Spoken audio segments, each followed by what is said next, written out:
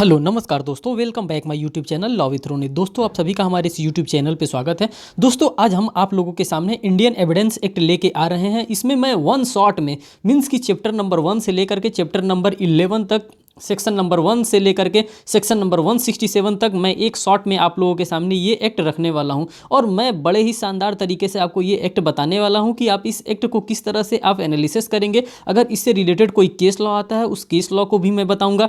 उसके बाद से मैं बताऊंगा कि आप इस प्रोविज़न को कैसे रट सकते हैं जो कि आपके यूपी पीसीएसजे के एग्जामिनेशन के लिए मोस्ट रेलेवेंट होगा। तो जी हाँ दोस्तों, बिना देर किए मैं इसको स्टार्ट करता हूँ। दोस्तों ये पीडीएफ है। जब मैं आपको ये बात बता रहा हूँ तो मैं उम्मीद कर रहा हूँ कि आप जब कभी भी इस बेयर एक्ट को पढ़ेंगे, मीन्स कि इंडियन एविडेंस एक्ट को पढ़ेंगे, तो आप अपना बेयर एक्ट खोल करके पढ़ेंगे, क्योंकि बिना बेयर एक्ट के आप पढ़ नहीं पाएंगे। और मैं जो बताऊंगा वो इंडेक्स पॉइंट ऑफ व्यू से सारी चीज़ें आपको यहाँ पे कवर कराने वाला हूँ। तो जी हाँ दोस्तों, इसमें मैं बताने वाला हूँ फर्स्ट जो इसमें टोटल सेक्शन दिया गया है, जो इंडियन एविडेंस एक्ट में टोटल नंबर सेक्शन 167 इसमें सेक्शन दिया गया है। ये कौन सा पार्ट होता है? ये सब्सटैंटिव पार्ट होता है। जो इंडियन एविडेंस एक्ट का जो सब्सटैंटिव पार्ट क्या होता है, स्टॉपेल का जो सिद्धांत दिया हुआ है, ये स्टॉपेल का पार्ट इसका सब्सटैंटिव पार्ट में गिना जाता है। इंडियन अब एविडेंस एक्ट का इनेक्टमेंट के बारे में हम देखेंगे। ये इनेक्टमेंट कब हुआ था?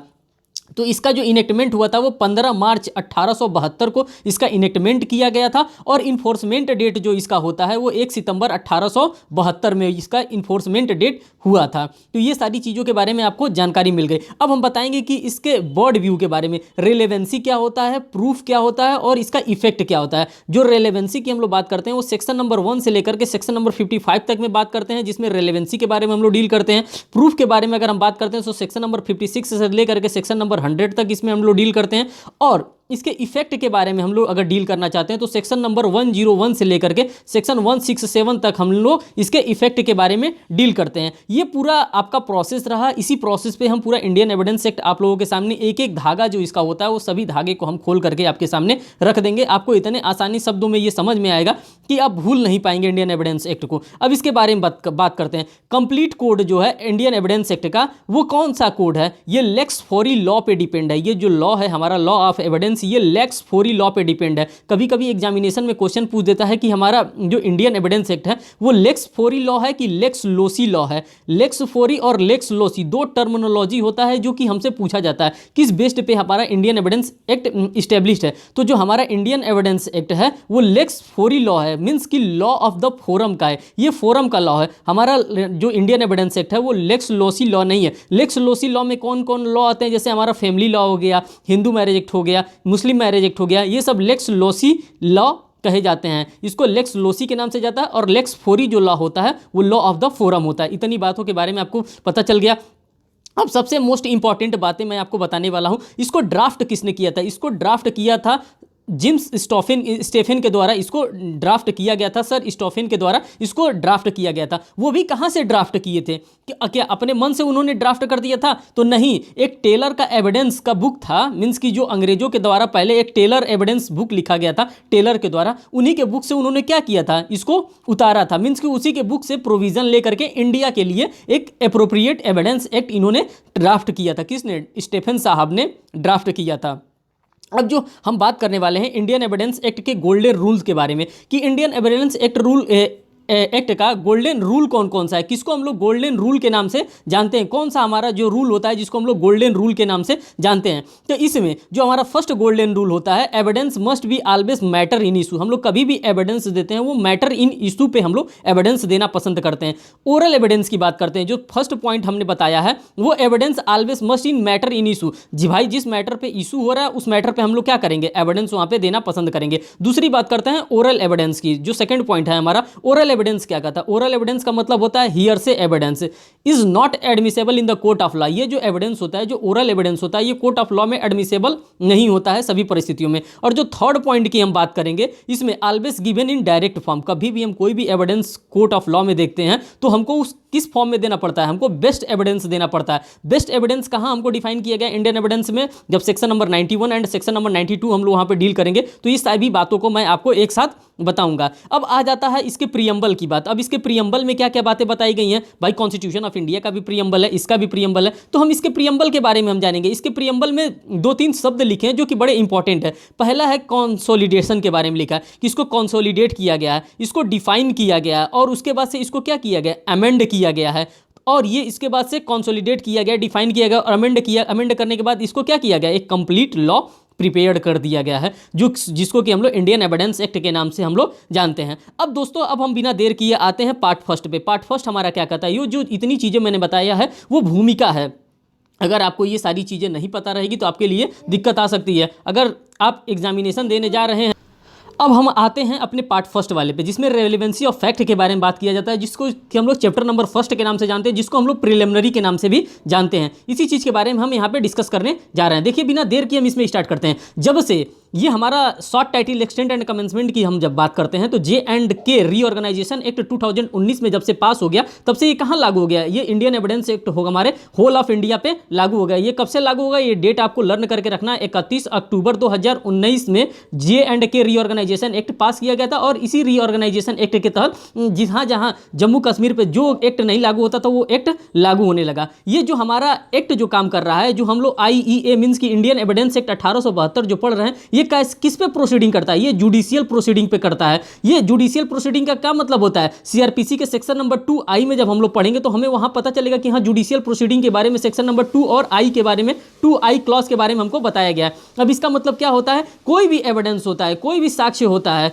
मीन्स कि कोई भी हम लोग अगर ओथ लेना चाहते हैं, मजिस्ट्रेट ओथ किस पे लेता है, मजिस्ट्रेट कभी भी ओथ लेता है तो वो ओथ पे ही लेता है। मीन्स कि जब वो कोई चीज़ कोई डॉक्यूमेंट ओथ पे लेता है तो हम लोग उसको जुडिशियल प्रोसीडिंग के नाम से जानते हैं। अब हम बताना चाहते हैं आपको, Indian evidence act admissible proceeding कहाँ कहाँ ये लागू नहीं होता है। तो आपको मोटा मोटा ये चीज़ याद रखना है कि ये कहाँ कहाँ लागू नहीं होता है। जैसे एडमिनिस्ट्रेटिव प्रोसीडिंग्स पे हमारा इंडियन एविडेंस एक्ट लागू नहीं होता है, डिपार्टमेंटल इंक्वायरी पर भी इंडियन एविडेंस एक्ट लागू नहीं होता है, डिसिप्लिनरी प्रोसीडिंग पर भी इंडियन एविडेंस एक्ट लागू नहीं होता है। मीन्स कि ये ऐसे ऐसे जगह है जहाँ पे इंडियन एविडेंस एक्ट लागू नहीं होता है।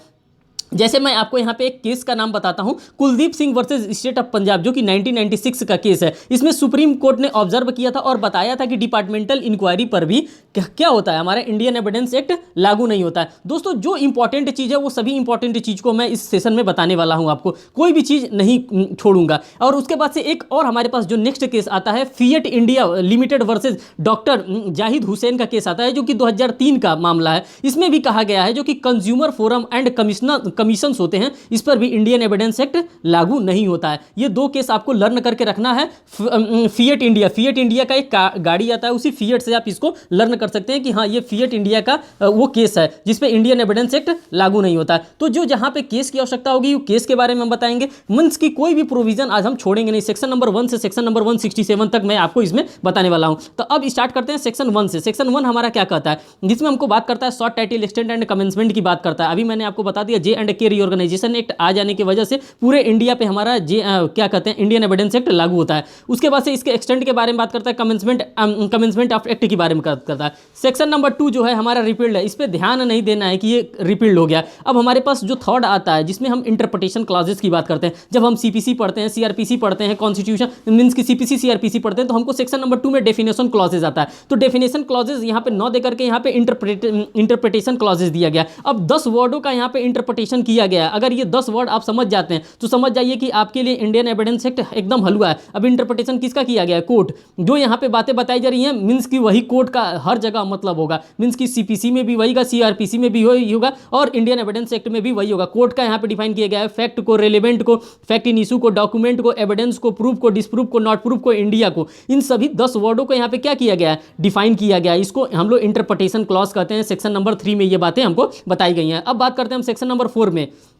सेक्शन नंबर हम 4 में जाते हैं तो यहाँ पे 3 चीज़ों के बारे में बात किया गया, मे प्रिज्यूम, सेल प्रिज्यूम और कंक्लूसिव प्रूफ को। इसमें मे प्रिज्यूम को अगर हम लोग देखते हैं, अगर हम देखते हैं कि मे प्रिज्यूम कौन कौन सा सेक्शन होता है, तो अगर मे प्रिज्यूम की बात करते हैं, सेक्शन नंबर 86 हमारा मे प्रिज्यूम होता है, 87 हमारा मे प्रिज्यूम होता है, 88 हमारा मे प्रिज्यूम होता है, फिर उसके बाद से 90 हमारा मे प्रिज्यूम होता है, सेक्शन नंबर 90 हमारा मे प्रिज्यूम होता है, 90A हमारा मे प्रिज्यूम होता है, फिर 113 हमारा मे प्रिज्यूम होता है, सेक्शन नंबर 113A हमारा मे प्रिज्यूम होता है, सेक्शन नंबर 114 4 ये हमारा मे प्रिज्यूम पे काम करता है। मीन्स कि जब हम लोग सेक्शन नंबर 4 पढ़ रहे हैं तभी हम समझ गए कि हाँ इतने सेक्शन क्या होता है, ये मे प्रिज्यूम से डील करता है। अब हम बात करते हैं सेल प्रिज्यूम से। सेल प्रिज्यूम कौन कौन सा सेक्शन डील करता है। जब हम सेल प्रिज्यूम की बात करते हैं तो सेक्शन नंबर यहाँ पे हम ये देख, अभी हम यहाँ पे सेल प्रिज्यूम को देख रहे हैं। अब देखते हैं सेल प्रिज्यूम में कौन कौन सा सेक्शन इन्वॉल्व होता है जिसको हम लोग सेल प्रिज्यूम मानते हैं। जैसे सेक्शन नंबर 79 हो जाता है, सेक्शन नंबर 85C हो जाता है हमारा सेल प्रिज्यूम, सेक्शन नंबर 89 हो जाता है, सेक्शन नंबर 113B हो जाता है हमारा सेल प्रिज्यूम, और 114 जो होता है इंडियन एविडेंस एक्ट का, ये सभी सेल प्रिज्यूम होते हैं। अगर ये शब्द जहाँ आ जाता है वहाँ सेल प्रिज्यूम होता है। आपसे एग्जामिनेशन में कभी कभार क्वेश्चन पूछ देता है कि सेल प्रिज्यूम इसमें से कौन सेक्शन है, और उसके बाद से जो नेक्स्ट कॉन्सेप्ट हमारा आता है वो कंक्लूसिव प्रूफ का आता है। कंक्लूसिव प्रूफ में कौन कौन सा सेक्शन आता है, सेक्शन नंबर 41 आता है, 112 आता है और 113 आ जाता है। मींस कि सेक्शन नंबर 41, 112 और 113 ये हमारा कंक्लूसिव प्रूफ होता है। कंक्लूसिव प्रूफ क्या होता है इसके बारे में थोड़ा सा मैं बता देता हूं। जहां पर एक फैक्ट साबित हो जाता है तो दूसरा अपने आप साबित होता है। जैसे हमको सेक्शन नंबर 41 साबित करना है तो पता है कि इसमें प्रोबेट एडमिरलिटी की बात की जाती है। मींस की मृत्यु, अगर आदमी की मृत्यु हो गई है तो यहां पे जो वसीयत होती है, जो विल होता है, अपने आप साबित हो जाता है। इसी को हम लोग कंक्लूसिव प्रूफ की बात करते हैं। दोस्तों अब हम बात करते हैं, हमारा जो चैप्टर नंबर फर्स्ट था सेक्शन नंबर 1, 2, 3, 4 हमने उसको कवर कर लिया। अब हम बात करते हैं सेक्शन नंबर 5 में, जो कि हमारा चैप्टर नंबर सेकंड में डिफाइन किया गया सेक्शन नंबर 5 से। अब हमारा चैप्टर नंबर जो सेकंड है इसमें हमारा आता है of the relevancy of fact में, कि मींस की सुसंगतता के बारे में क्या क्या बातें बताई गई हैं, उन्हीं सभी चीजों के बारे में हम यहाँ पे आपसे डील करेंगे। सेक्शन नंबर 5 में बताया गया है फैक्ट इन इशू के बारे में यहाँ पे बताया गया। आप वही चीज लेंगे जो कि आपके एग्जामिनेशन के लिए आपके लिए एक की पॉइंट रहेगा। आपको पूरा नहीं पढ़ना है। एविडेंस में भी given fact in issue and issue are relevant in fact. आपको बस ये चीज लेना है, फैक्ट इन इशू के लिए बात कर रहा है। जो हमारा सेक्शन नंबर 5 है वो फैक्ट इन इशू के लिए बात कर रहा है। अगर हम एविडेंस देते हैं तो वो कैसा होना चाहिए, वो एविडेंस जो होना चाहिए वो फैक्ट इन इशू पे होना चाहिए और वो रेलिवेंट फैक्ट होना चाहिए, तभी हम कोई भी चीज कोर्ट ऑफ लॉ में दे सकते हैं। हमारा सेक्शन नंबर 6 क्या कहता है, यहाँ पे बात करता है सेम ट्रांजैक्शन की बात करता है। सेम ट्रांजैक्शन का मतलब होता है, इसको हम लोग एक कॉन्सेप्ट के नाम से और जानते हैं जिसको कि रेस गेस्टे के कॉन्सेप्ट के नाम से जानते हैं। रेस गेस्टे का सिद्धांत का मतलब होता है part performing in same transaction. अगर सेम ट्रांजैक्शन में कोई कार्य किया जाता है तो उसको हम लोग रेस गेस्टे के नाम से हम लोग जानते हैं। बात करते हैं सेक्शन नंबर 7 की। सेक्शन नंबर 7 में यहाँ पे 3 बातों को हमको ध्यान में रखना पड़ेगा, ओकेजन, कॉज और इफेक्ट। अगर ये 3 शब्दों को हम समझ गए, अगर 3 शब्दों के बारे में हम यहाँ बता लेगा तो समझ लीजिए कि आपके लिए ये सबसे इंपॉर्टेंट केस हो जाता है। बात करते हैं सेक्शन नंबर 6 से रिलेटेड केस लॉ की। हमारे पास जो सेक्शन 6 से रिलेटेड हमारे पास जो केस लॉ आता है वो आर वर्सेस फोस्टर का केस आता है, ये जो कि एक्सेप्शन होता है सेक्शन नंबर 6 से। दोस्तों आप इसको लिखते चलिएगा, अगर आपके पास टाइम होगा तो आप इसको लिखिएगा और बेयर एक्ट खोल करके जरूर देखिएगा। सेक्शन नंबर 6 से रिलेटेड यहाँ पे 4 केस लॉ है, उन चारों केस लॉ को मैं यहाँ पे बता रहा हूँ। जैसे फर्स्ट हमारा केस लॉ है आर वर्सेस फोस्टर का केस है, जो कि एक्सेप्शन ऑफ हियरसे से बताता है। जो सेकंड यहाँ पे केस लॉ आएगा हमारा RM मलकानी का केस आएगा, जो कि टेप रिकॉर्डिंग से रिलेटेड मामला आता है। और उसके बाद से जो थर्ड केस हमारा आएगा वो आर वर्सेस वेडिंग फील्ड का मामला है। ये 3 केसेस के बारे में मैंने बता दिया। और जो नेक्स्ट केस आता है हमारा वो सबल दास का केस आता है। मीन्स कि सेक्शन नंबर 6, 7 और 8 से रिलेटेड हमारे पास 3-4 केस लॉ आते हैं। अभी उन तीनों चारों केस लॉ का मैंने नाम आपको बताया, तो आपको वो रिमेंबर करके रखना है, जो कि आपके एग्जामिनेशन पॉइंट ऑफ व्यू से आपके लिए इंपॉर्टेंट होता है। बात करते हैं सेक्शन नंबर 7 की। तो सेक्शन नंबर 7 में मैंने आपको बता दिया OC और ओकेजन, कॉज और इफेक्ट की बात करते हैं। अब आप इसको किसी भी नाम से याद कर सकते हैं। CEO भी कर सकते हैं, इफेक्ट, कॉज और ओकेजन के नाम से, या ओकेजन, कॉज, इफेक्ट, जिस नाम से आपको इंपॉर्टेंट लगता है उस नाम से आप इसको लर्न कर सकते हैं। बात करते हैं सेक्शन नंबर 8 की। सेक्शन नंबर 8 में हमको 3 चीज़ों के बारे में बताया जाता है। मोटिव के बारे में बताया जाता है, कंडक्ट के बारे में बताया जाता है, प्रीवियस कंडक्ट के बारे में, और सब्सिक्वेंट कंडक्ट के बारे में हमको सेक्शन नंबर 8 में बताया जाता है। ये बातें आपको इंपॉर्टेंट ध्यान में रखनी पड़ेगी। आपसे डायरेक्ट ये सेक्शन बेस्ड क्वेश्चन होता है कि सेक्शन नंबर 8 में किस चीज के बारे में बताया गया, सेक्शन नंबर 7 में किस चीज के बारे में बताया गया, सेक्शन नंबर 6 में क्या बताया गया। तो ये आपको ये बातें समझ में आ गई होंगी। अब बात करते हैं सेक्शन नंबर 9 की। सेक्शन नंबर 9 में हमको TIP के बारे में बताया जाता है। TIP का मतलब क्या होता है? TIP का मतलब होता है थ्रेट, इंड्यूसमेंट और प्रॉमिस की बात की जाती है। वो थ्रेट, इंड्यूसमेंट और प्रॉमिस की बात यहाँ पे नहीं की जा रही है। यहाँ पे जो TIP की बात की जा रही है, ये TIP की बात की जाएगी, थ्रेट, इंड्यूसमेंट और प्रॉमिस की, ये बात की जाएगी सेक्शन नंबर 24 में, इंडियन एविडेंस एक्ट के सेक्शन नंबर 24 में। लेकिन जो यहाँ पे TIP की बात की जा रही है सेक्शन नंबर 9 में यहाँ पे रेलिवेंट के बारे में बात की जा रही है। किस चीज़ के रेलिवेंसी के बारे में? यदि कोई एक्सप्लेनेशन की गई है कि ये आइडेंटिफिकेशन को इस्टेब्लिशमेंट करता है, यहाँ पे जो सेक्शन 9 में बात की जा रही है कि किसी चीज़ के इस्टेब्लिशमेंट के रिलेशन को यहाँ पे क्या करता है, पता करता है। किसी चीज़ के अनुमान जो कि क्रिएट होता है, इससे उस चीज़ के बारे में बताने के लिए हमको सेक्शन 9 यहाँ पे बताया जाता है। सेक्शन 9 में यही बताया जा रहा है। अब सेक्शन 9 को हम लोग अगर रिलेट करके इसको हम लोग पढ़ना चाहते हैं तो इसको हम लोग 2 सेक्शन से रिलेट करके पढ़ सकते हैं। सेक्शन नंबर 50 जब हम लोग पढ़ते हैं इंडियन एविडेंस एक्ट का, तो वहां से इसको को रिलेट कर सकते हैं, और सेक्शन नंबर 10 जब 9 हम लोग पढ़ते हैं तो वहां से हम इसको वो रिलेवेंट कर सकते हैं। जैसे कि आप कोई भी मूवी देखते हैं, तो कोई भी मूवी देखते हैं तो वहां पे आपके जैसे कि मर्डर हुआ होता है तो कपड़ा पहचानवाया जाता है, आपसे क्या किया जाता है, नेसेसरी फैक्ट को वहां पे शो किया जाता है कि हाँ ये कपड़ा किसका है, हाँ तो ये कपड़ा इसका है, हाँ तो ये मेरे ही आदमी का है, ये मेरे ही आदमी का, हाँ ये मेरे ही संबंधी का कपड़ा है। तो मीन्स कि ये प्रूव हो जाता है कि इससे कि हाँ ये आप ही से रिलेटेड ये व्यक्ति का है। तो सेक्शन नंबर 9 हमको ये इतनी बात बताता है। बात करते हैं सेक्शन नंबर 10 की। सेक्शन नंबर 10 में जो बात किया जाता है वो हम कॉन्स्पायरेटर की बात करते हैं। जैसे कि हम लोग सेक्शन नंबर 120A और सेक्शन नंबर 120B हम लोग पढ़ते हैं इंडियन एविडेंस एक्ट में, मीन्स की क्रिमिनल कॉन्स्पायरेसी की बात करता है। 120A और 120B में क्रिमिनल कॉन्स्पायरेटी, वही यहाँ पे सेक्शन नंबर 10 में भी बात किया जाता है। आईपीसी से ये डील करता है। बस आपको इतना ही लर्न करके रखना है। सेक्शन 10 जो है होता है हमारा इंडियन पिनल कोड से रिलेट करता है, जो कि सेक्शन नंबर 120A और 120B से रिलेटेड है। अब बात करते हैं सेक्शन नंबर 11 की। सेक्शन नंबर 11 सबको लर्न होता है क्योंकि ये प्ली ऑफ एलिबाई की बात करता है। प्ली ऑफ एलिबाई का मतलब होता है जब अपराध हुआ तब मैं किसी दूसरे जगह पर था। जैसे कि प्रयागराज में मैं हूँ, प्रयागराज में अगर कोई अपराध होता है तो मैं दिखा सकता था कि नहीं आज प्रयागराज में ऑफेंस हुआ है तो मैं कहाँ था, मैं फॉरेन गया था, मैं अमेरिका गया था, चाहे मैं चाइना गया था, चाहे मैं ब्रिटेन गया था, मैं कहीं भी गया था। मीन्स कि जहाँ पे ऑफेंस कमिट हुआ था वो मेरे द्वारा ऑफेंस नहीं कमिट किया गया था क्योंकि मैं उस समय उस जगह पे था ही नहीं। इसी को सेक्शन नंबर 11 कहा जाता है, जिसको कि प्ली ऑफ एलिबी के नाम से आ जाता है। तो आपको ये सेक्शन नंबर 6 लर्न करके रखना है, जिसमें रेस गेस्टे के सिद्धांत के बारे में बताया गया है। Section number 11 plea of alibi के बारे में आपको लर्न करके रखना है। दोस्तों हमारा सफर बहुत लंबा है, इसीलिए जो भी चीज़ जरूरत की चीज़ हो रही है वही चीज़ें मैं आपके सामने डील कर रहा हूँ। जो जरूरत की चीज़ें नहीं है उसको मैं छोड़ दे रहा हूँ, और उसमें भी अगर इससे रिलेटेड कोई केस लॉ अगर हमको मिल जाता है तो उस केस लॉ को भी मैं आपके सामने खोल करके रखता जा रहा हूँ। जैसे कि यहाँ पे अब देखिए, अब जो हमारा सेक्शन नंबर 12 आ जाता है। सेक्शन नंबर 12 में यहाँ पे सिंपली डैमेजेस की बात की जाती है कि डैमेजेस क्या होता है, किसको डैमेजेस दिया जाता है। फिर सेक्शन नंबर 13 में हमारा जो बात किया जा रहा है, सेक्शन नंबर 13 कस्टम्स को डिफाइन करता है कि कस्टम्स क्या, अगर कस्टम किसी का क्वेश्चन में है तो क्या वो इंपॉर्टेंट होता है कि नहीं। अगर हम लोग को सेक्शन नंबर 13 को हमको पढ़ना है तो यहाँ पे हम जाएंगे सेक्शन नंबर 48 को, सेक्शन नंबर 48 को इसके साथ पढ़ेंगे। सेक्शन नंबर 32 सब क्लास 4 को पढ़ेंगे। यहाँ पे ये कस्टम्स के बारे में हमको डिफाइन किया जाता है। कहाँ पे, ये इंडियन एविडेंस एक्ट में ये सारी चीज़ों को हमको डिफाइन किया जाता है। बात करते हैं सेक्शन नंबर 14 की। अब यहाँ पे सेक्शन नंबर 14 देखिए, जो सेक्शन नंबर 14 बात करता है ये 3 चीज़ों के बारे में बात करता है। बॉडी के बारे में बात करता है, आपके माइंड के बारे में बात करता है, और बॉडीली फीलिंग्स के बारे में बात करता है। बस ये सेक्शन नंबर 14 से आपको यही 3 चीज़ लर्न करके रखना है कि हमारा सेक्शन नंबर 14 किस चीज़ की बात करता है। एक तो बॉडी की बात करता है, फिर पहले माइंड की बात करेगा, फिर बॉडी की बात करेगा, फिर बॉडीली फीलिंग के बारे में बात करता है सेक्शन नंबर 14। बात करते हैं सेक्शन नंबर 15 की। जब हम सेक्शन नंबर 15 देखते हैं तो यहाँ पे एक्सीडेंट और इंसिडेंटल की बात करता है कि क्या सारी घटना आप ही के साथ एक्सीडेंट हो जा रही है, सारी जो भी घटनाएं हो रही हैं सारा इंसिडेंट आप ही के साथ हो जा रहा है। ये कैसे संभव हो सकता है कि जो भी घटनाएं घट रही हैं सिर्फ एक ही व्यक्ति के सामने घट सकती हैं। ये बातें हमको सेक्शन नंबर 15 में बताया गया है। मैं देख लेता हूं सेक्शन नंबर 50 से अगर रिलेटेड कोई केस लॉ होता है तो मैं आपको वो तुरंत बताने का कोशिश कर रहा हूं। 1 मिनट का आप टाइम दीजिएगा। सेक्शन नंबर 15 से रिलेटेड हमारे पास केस है एम्परर वर्सेस पंचू दास का केस है। इस केस में ये बताया गया है कि गोडाउन में बार बार आग लग जाता है किसी के गोडाउन में। मीन्स कि ये जो एक्सीडेंटल और इंसिडेंटल की घटना जो बताई जा रही है सेक्शन नंबर 50 में, इससे रिलेटेड हमारे पास एक इंपॉर्टेंट केस ला है जो कि एम्परर वर्सेस पंचू दास का केस है। उसके बाद से जो सेकंड हमारे पास केस आ रहा है आर वर्सेस स्मिथ का केस है, और जो थर्ड लॉ केस हमारे पास आ रहा है वो आर वर्सेस मोटेमेयर का केस है कि जो न्यूली वेडेड वाइफ होता है वो बार बार दिखाता है। ये जो आर वर्सेस मोटेमेयर का केस है इसमें ये बार बार दिखाता है कि वो नया नया शादी करके आया रहता है। इसको जब वो शादी करके आता है तो उसकी पत्नी क्या हो जाती है, एक्सीडेंट हो जाता है उसके साथ। एक्सीडेंट किस प्रकार से हो जाती है, वो एक्सीडेंट हो जाता है न्यूली वेडेड वाइफ के साथ और वो बार बार मर जाती हैं। तो बार बार कोर्ट यही देखता है कि जब तुम शादी करके आ रहे हो तो तुम्हारी पत्नी क्या हो जा रही है, मर जा रही है। ये सिर्फ तुम्हारे साथ ही इस प्रकार का एक्सीडेंट कैसे हो सकता है। मीन्स कि सभी के साथ होना चाहिए कि भाई जो न्यूली वेडेड करके आ रहा है, मीन्स कि जो नया शादी करके आ रहा है उसकी बीवी या तो मर जाए, सिर्फ आपके साथ ये कैसे हो सकता है। तो इस पे कोर्ट क्या कर सकती है, संज्ञान ले सकती है कि क्यों आप ही के साथ बार बार एक्सीडेंट हो रहा है, क्यों बार बार आप ही के साथ इस तरह का इंसिडेंट हो रहा है। सेक्शन नंबर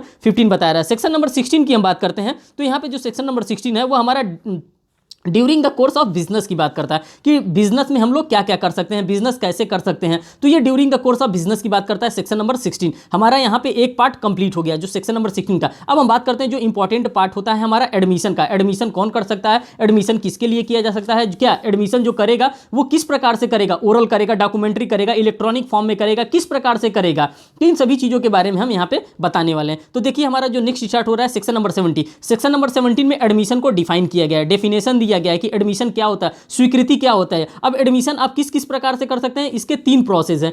ओरल भी आप एडमिशन कर सकते हैं, डॉक्यूमेंट्री भी एडमिशन कर सकते हैं, और आईटी एक्ट जब हमारे देश में आ गया है, सन 2000 का आईटी एक्ट आ गया है, तो उसमें आप इलेक्ट्रॉनिक फॉर्म में भी आप एडमिशन कर सकते हैं। तो इस प्रकार से आपको फॉर्म बताया गया है कि किस प्रकार से आप एडमिशन कर सकते हैं। ठीक, अब हम बात करते हैं सेक्शन नंबर 18 की बात करते हैं। सेक्शन नंबर 18 क्या बताता है, सेक्शन नंबर 18 ये बताता है एडमिशन पार्टी कर सकती है। भाई एडमिशन कौन करेगा, जो पार्टी, जो पक्षकार होगा वही तो एडमिशन करेगा, तीसरा आदमी तो एडमिशन आकर के करेगा नहीं। ये सेक्शन नंबर 118 बता रहा है। सेक्शन नंबर 19 हमारा क्या बता रहा है, जो सेक्शन नंबर 19 बता रहा है अगेंस्ट पोजीशन, मींस कि हमारे जो पोजीशन पे, जो पोस्ट पे है वही सेक्शन नंबर 19 में एडमिशन कर सकता है। जो एडमिशन कर रहा है उसी के अगेंस्ट में क्या किया जा सकता है, उसको प्रूफ किया जा सकता है। सेक्शन नंबर 19 बता रहा है। अब सेक्शन नंबर 20 हमारा क्या बता रहा है, ये स्पेसिफिकली रेफर्ड कर रहा है, मींस कि एक्सप्रेसली रेफर्ड कर रहा है पार्टी टू सूट की। जो एडमिशन करेगा वो एक्सप्रेसली रेफर्ड कर रहा है कि वो सूट कर सकता है। अब हम आपको यहाँ पे एक इंपॉर्टेंट चीज बताने वाले हैं। सेक्शन नंबर 117 तो छोड़ दीजिए आप, सेक्शन नंबर 118 लीजिए। सेक्शन नंबर 118 का मतलब 118।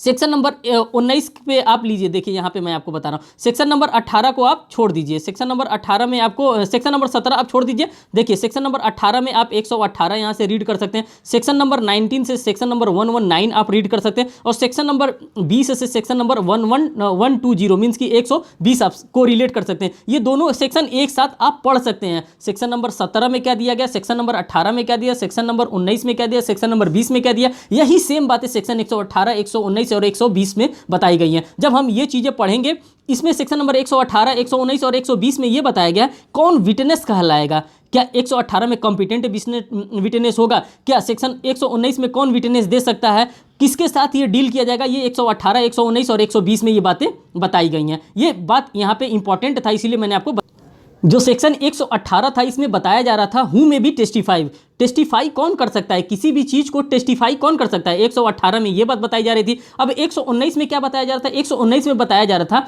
Witness unable to communicate verbally, means कि गूंगा व्यक्ति भी जो एडमिशन जो एडमिट करेगा, क्या वो ओरल एविडेंस होगा। तो जी हाँ, जो गूंगा व्यक्ति के द्वारा 119 में, सेक्शन नंबर 119 में अगर गूंगा व्यक्ति के द्वारा भी कोई साक्ष्य दिया जा रहा है तो उसको ओरल एविडेंस के नाम से हम लोग जानेंगे। ये क्वेश्चन इंपॉर्टेंट होता है, आपके एग्जामिनेशन में पूछा जा सकता है कि क्या गूंगा व्यक्ति भी एविडेंस दे सकता है, तो वो कौन सा एविडेंस दे सकता है, वो रिटन एविडेंस दे सकता है, ओरल एविडेंस देता है, डॉक्यूमेंट्री। तो जो गूंगा व्यक्ति का अगर कोई साक्ष्य देना चाहता है तो उसको भी ओरल एविडेंस के कैटेगरी में हम लोग यहाँ पे शामिल करेंगे। और बात करता है सेक्शन नंबर 120 की, जो 120 की बात करता है, तो यहाँ पे पार्टीज सिविल सूट की बात कर रहा है। जब मियाँ बीबी राजी तो क्या करेगा, काजी वाला यहाँ पे सीन है। अगर मियाँ बीबी दोनों राजी हैं तो उसमें किसी की भी नहीं चलेगी। तो सेक्शन नंबर 120 तक की कहानी ये थी। अब बात करते हैं सेक्शन नंबर 121 की। सेक्शन नंबर 100 मीन्स की सेक्शन नंबर 21 में, सेक्शन नंबर 21 में बताया गया जैसे कि कोई भी व्यक्ति कोई भी एविडेंस देता है उसको प्रूफ कर लिया जाता है, तो वो प्रूफ कहाँ पे किया जाएगा, वो उसके फेवर में नहीं होगा। वो यहाँ पे इंपॉर्टेंस है, जो भी सेक्शन 21 में दिया जा रहा है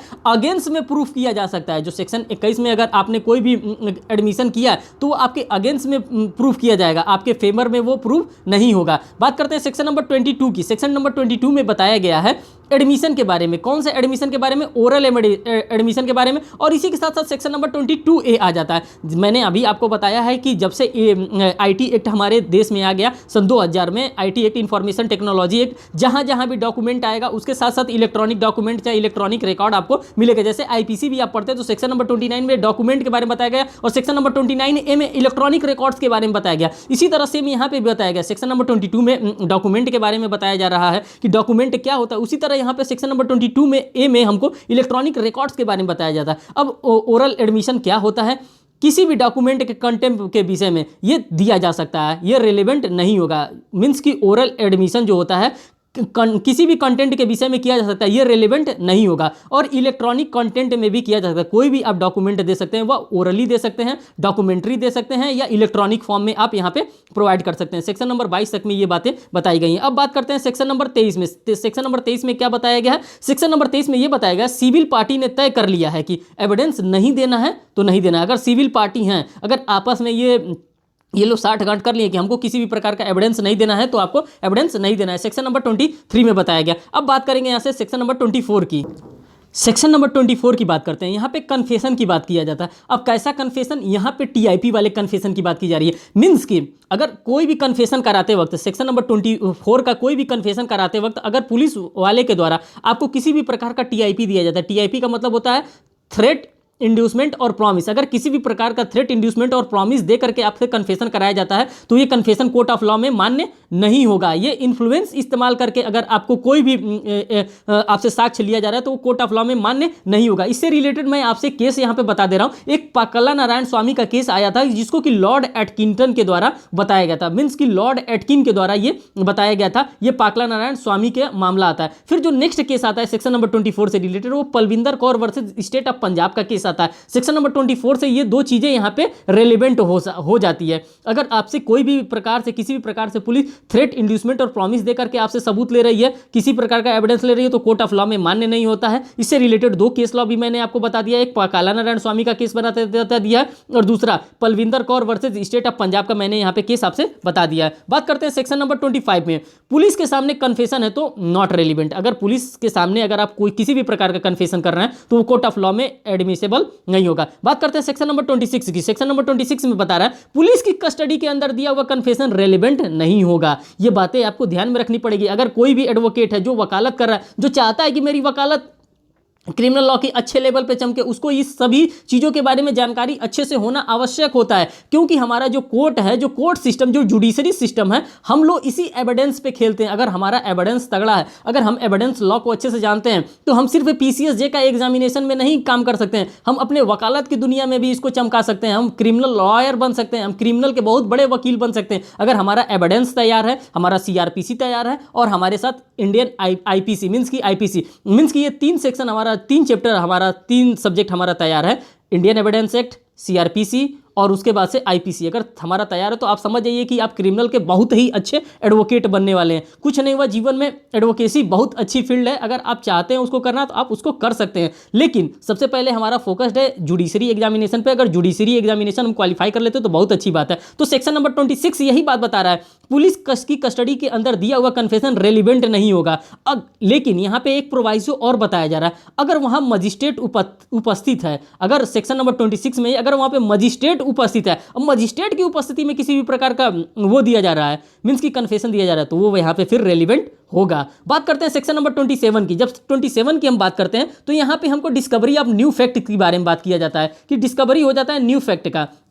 जैसे कि किसी के द्वारा किसी भी प्रकार का कोई कृत्य किया गया है, अब वो कृत्य करने के बाद उसको हम लोग क्या करते हैं, पकड़ करके जेल में लेके आते हैं। जब जेल में लेकर के आते हैं तो उसको 3rd डिग्री के बारे में आप सभी लोगों को पता है। जब उसको 3rd डिग्री दिया जाता है तो वो बताने लगता है कि साहब मैंने इस छुरी से इसका कत्ल किया था, तो छुरी कहाँ है, तो छुरी मैंने दरवाजे के पीछे छुपा करके रखा है, मैंने उस गन से उनको मारा था तो वो गन भी मैंने उनको छुपा करके रखा है, मैंने लाश को पीछे के दरवाजे के पीछे खोन करके, गड्ढा खोन करके उसमें गाड़ा है। तो मीन्स कि ये क्या कर रहा है, एक एक फैक्ट को वो खोल रहा है। तो जैसे ही इसी को सेक्शन नंबर 27 को हम लोग कहते हैं डिस्कवरी ऑफ न्यू फैक्ट, क्योंकि उसको हम लोगों ने पकड़ लिया, अरेस्ट कर लिया। अरेस्ट करने के बाद 3rd डिग्री देने के बाद चाहे किसी भी तरीके से वो चीज़ों को बताने लगता है, तो वो क्या करता है, एक एक चीज़ों के बारे में वो डिस्कवर करने लगता है। जैसे कि किस जगह पे हमने ये सारी चीज़ों को छुपा कर रखा है, बॉडी को हमने कहाँ रखा है, इन सभी चीज़ों के बारे में यहाँ पे बताया गया है। यहाँ पे जो केस आता है, एक मोहम्मद इनायतुल्लाह का केस आता है जो कि बहुत ही इंपॉर्टेंट केस लॉ होता है सेक्शन नंबर 27 से। फिर हमारे पास जो नेक्स्ट केस आता है सेक्शन नंबर 27 से, वो देवमन उपाध्याय का केस होता है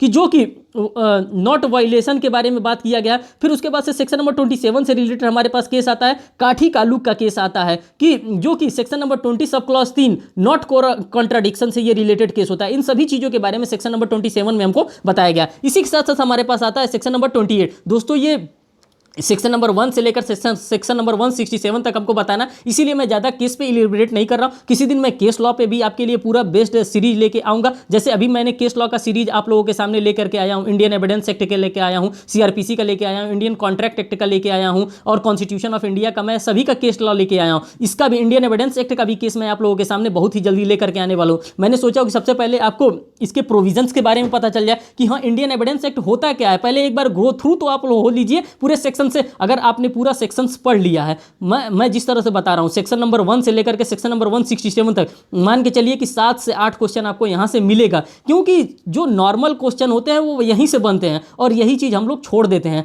मैं आपका 6 से 7 क्वेश्चन दिलाने के लिए मैं यहां पे बैठा हूं। मैं आपका नंबर नहीं कटने दूंगा प्रीलिम्स एग्जामिनेशन में, क्योंकि मैं सारे टॉपिक को कवर कर रहा हूं। अगर केस आएगा तो कहां से आएगा भाई, कोई इसका अलग रुका ही नहीं है। जो केस आएगा सेक्शन नंबर 1 से लेकर के सेक्शन नंबर 167 तक मैं आपको अगर डिस्कस कर दे रहा हूं सारे प्रोविजन को, तो उससे बाहर से केस आना ही नहीं है, उससे बाहर से क्वेश्चन आना ही नहीं है। इसी में से तो पूछेगा।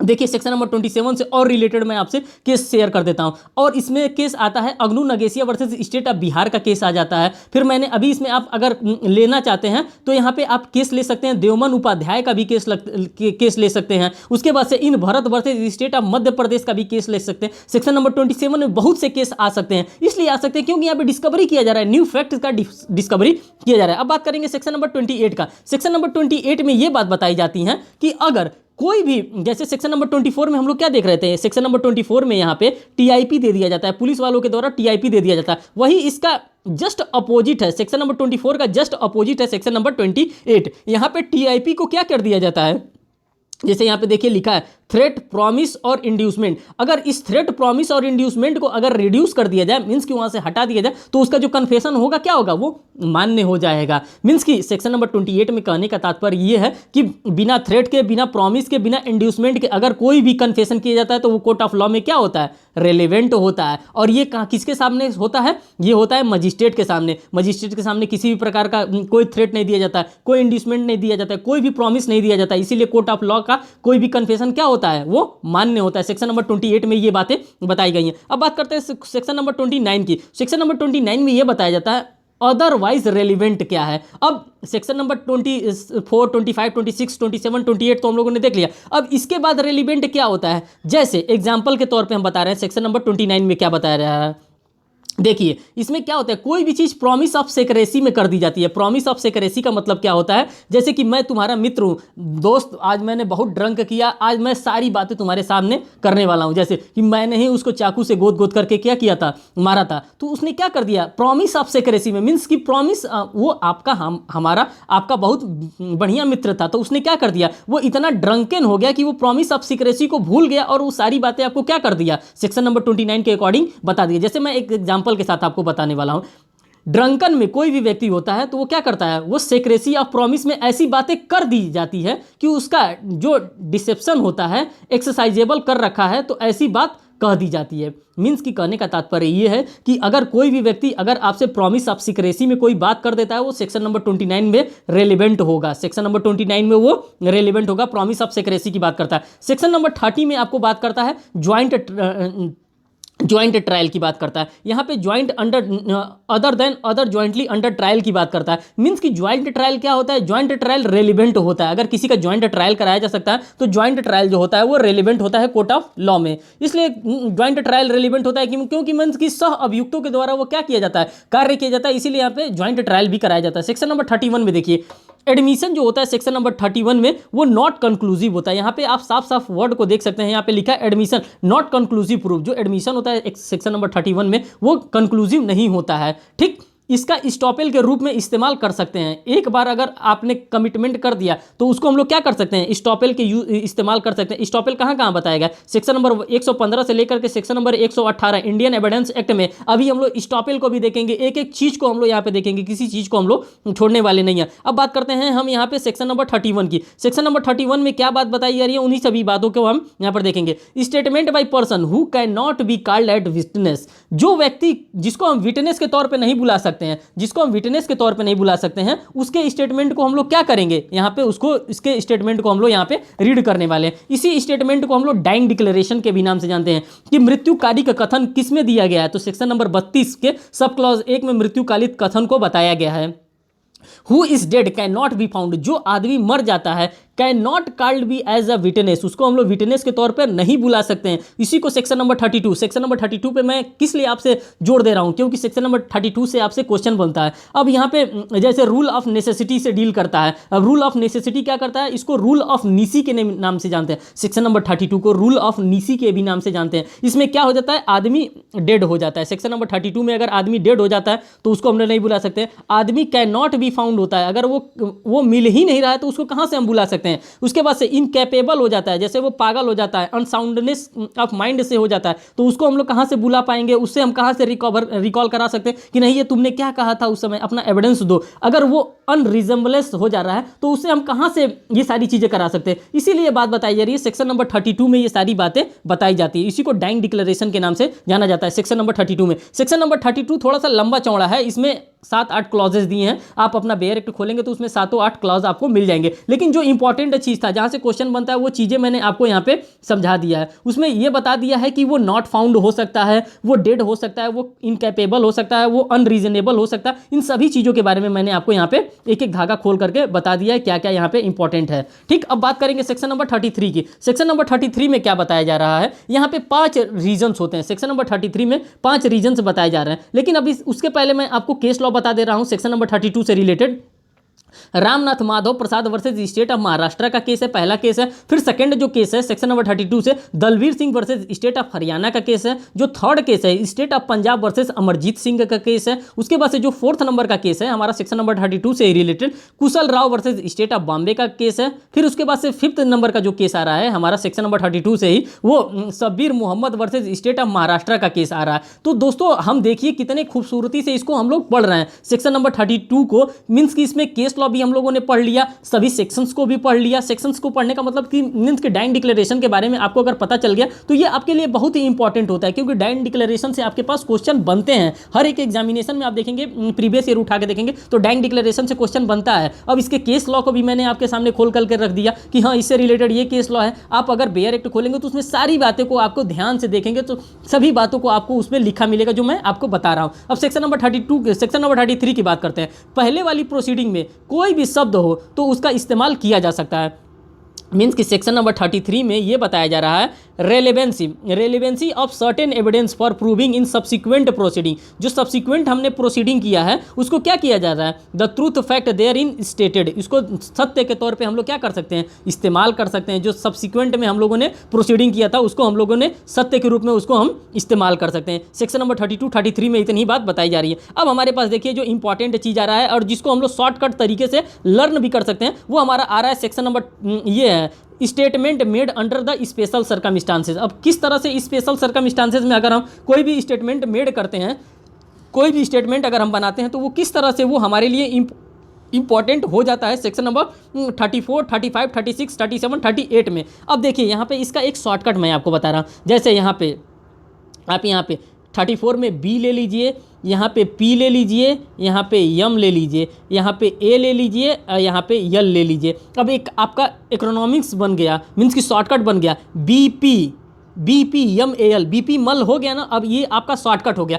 जो सेक्शन नंबर 34 में आपके किस चीज़ के बारे में बात कर रहा है, यहाँ पे बुक ऑफ अकाउंट्स के बारे में बात कर रहा है। आप देखिए बुक्स ऑफ अकाउंट के बारे में सेक्शन नंबर 34 में बात कर रहा है। सेक्शन नंबर 35 में आपसे क्या कर रहा है, यहाँ पे पब्लिक रिकॉर्ड्स की बात कर रहा है कि पब्लिक रिकॉर्ड्स क्या होता है। सेक्शन नंबर 36 में पब्लिक रिकॉर्ड्स की बात की कर रहा है। पी से आप ले लीजिए पब्लिक रिकॉर्ड। सेक्शन नंबर 37 में आपको यहाँ पे क्या बात कर रहा है, सेक्शन नंबर 37 में आपसे बात कर रहा है यहाँ पे मैप्स के बारे में बात कर रहा है। यहाँ पे मैप्स और plans, map chart and plans के बारे में यहाँ पे सेक्शन नंबर 36 में बात कर रहा है। 37 में आपसे क्या बात कर रहा है, यहाँ पे एक्ट के बारे में बात कर रहा है। सेक्शन नंबर 38 में देखिए यहाँ पे आप देखेंगे तो यहाँ पे एक्ट के बारे में बात कर रहा है सेक्शन नंबर 37 में। 38 में आपसे क्या बात कर रहा है, 38 में आपसे बात कर रहा है यहाँ पे लॉ बुक्स के बारे में बात कर रहा है कि कौन सा लॉ बुक होता है। इन सभी चीज़ों के बारे में आपको बात कर रहा है। सेक्शन नंबर 34, 35, 36, 37, 38 तक आपको ये चीज़ें कवर हो गई। देखिए एक शॉट में आपका ये पूरा 5 सेक्शन आपका मैंने कवर कर दिया। सेक्शन नंबर 34 में बुक्स ऑफ अकाउंट की बात करता है। सेक्शन नंबर 35 में पब्लिक रिकॉर्ड्स की बात करता है। 36 में मैप्स नक्शे के बारे में बात करता है। सेक्शन नंबर 37 में आपसे बात करता है एक्ट्स के बारे में। सेक्शन नंबर 38 में बात करता है लॉ बुक्स के बारे में बात करता है। इन सभी चीज़ों के बारे में बात कर रहा है। ये सभी चीज़ों देखिए इतना आसानी तरीके से आप समझ गए। अब बात करते हैं सेक्शन नंबर 39 पे, जो हमारे लिए इंपॉर्टेंट थोड़ा सा होता है। सेक्शन नंबर 39, अगर हम एडवोकेसी के फील्ड में अगर वकालत करना चाहते हैं तो हमें सेक्शन नंबर 39 आना इंपॉर्टेंट है। इसलिए सेक्शन नंबर 39 आना इंपॉर्टेंट है क्योंकि ये हमारे वकालत का बैकबोन होता है। अब इसमें दिया है how much a statement is to be proved, कितना स्टेटमेंट को हम लोग प्रूव करेंगे, किसको हम लोग प्रूव करेंगे, क्या हम प्रूव करेंगे। अब सेक्शन नंबर 39 का बेसिक रूल जो होता है वो प्रूफ करता है, किसको प्रूफ करता है, रेलिवेंट किसी बात को रेलिवेंट चीज होता है उसी रेलिवेंट चीज को प्रूफ करता है। यहाँ पे देखिए इसके वर्ड को देखिए, इसके लैंग्वेज को देखिए, what evidence to be given, कौन सा एविडेंस हम लोग देंगे। The statement from part of conversation, document, electronic records, book of series of letter और पेपर। मीन्स की कहने का तात्पर्य यह है कि हम कितना डॉक्यूमेंट कोर्ट में पेश करेंगे। क्या अगर 1000 पन्ने का कोई डॉक्यूमेंट है तो मैं 1000 पन्ना ही कोर्ट के सामने पेश करूंगा? ऐसा नहीं हो सकता है। जिस पेज पे, जिस पार्टिकुलर पेज पे, जैसे पार्टिकुलर पेज नंबर, जैसे मैंने 501 नंबर पेज ले लिया, 501 नंबर पेज पे अगर वो सारी बातें लिखी गई है तो मैं 501 नंबर का पेज ही मैं कोर्ट ऑफ लॉ में क्या करूंगा, उपस्थित करूंगा। ये नहीं कि 1000 पेज का अगर किताब है तो मैं 1000 पेज का किताब दे दूंगा कोर्ट को और कहूंगा कि अब आप जज साहब बैठ के पढ़िए। इस प्रकार का नहीं हो सकता। जो जरूरी डॉक्यूमेंट होता है वही कोर्ट ऑफ लॉ में सेक्शन नंबर 39 बता रहा है, उसी डॉक्यूमेंट को आप क्या करेंगे, पेश करेंगे। सेक्शन नंबर 39 हमारा यहाँ पे बता रहा है। अब देखिए दोस्तों, अब आपको इंपॉर्टेंट चीजें और मैं बताने जा रहा हूँ यहाँ पे, जो कि आपका दिमाग खोल करके रख देगा कि इसमें क्या क्या बातें बताई जा रही हैं। यहाँ पे सेक्शन नंबर 40 में judgment of court of judicial when relevant, कब कोर्ट का जजमेंट जो होता है जुडिशियली रेलिवेंट होता है, तो इन सभी चीजों के बारे में यहाँ पे मैं आपके बताऊंगा। सेक्शन नंबर 40 में बताया जा रहा है। सेक्शन नंबर 40 में क्या बताया जा रहा है, कोर्ट के पास जुरिस्डिक्शन होता है या नहीं,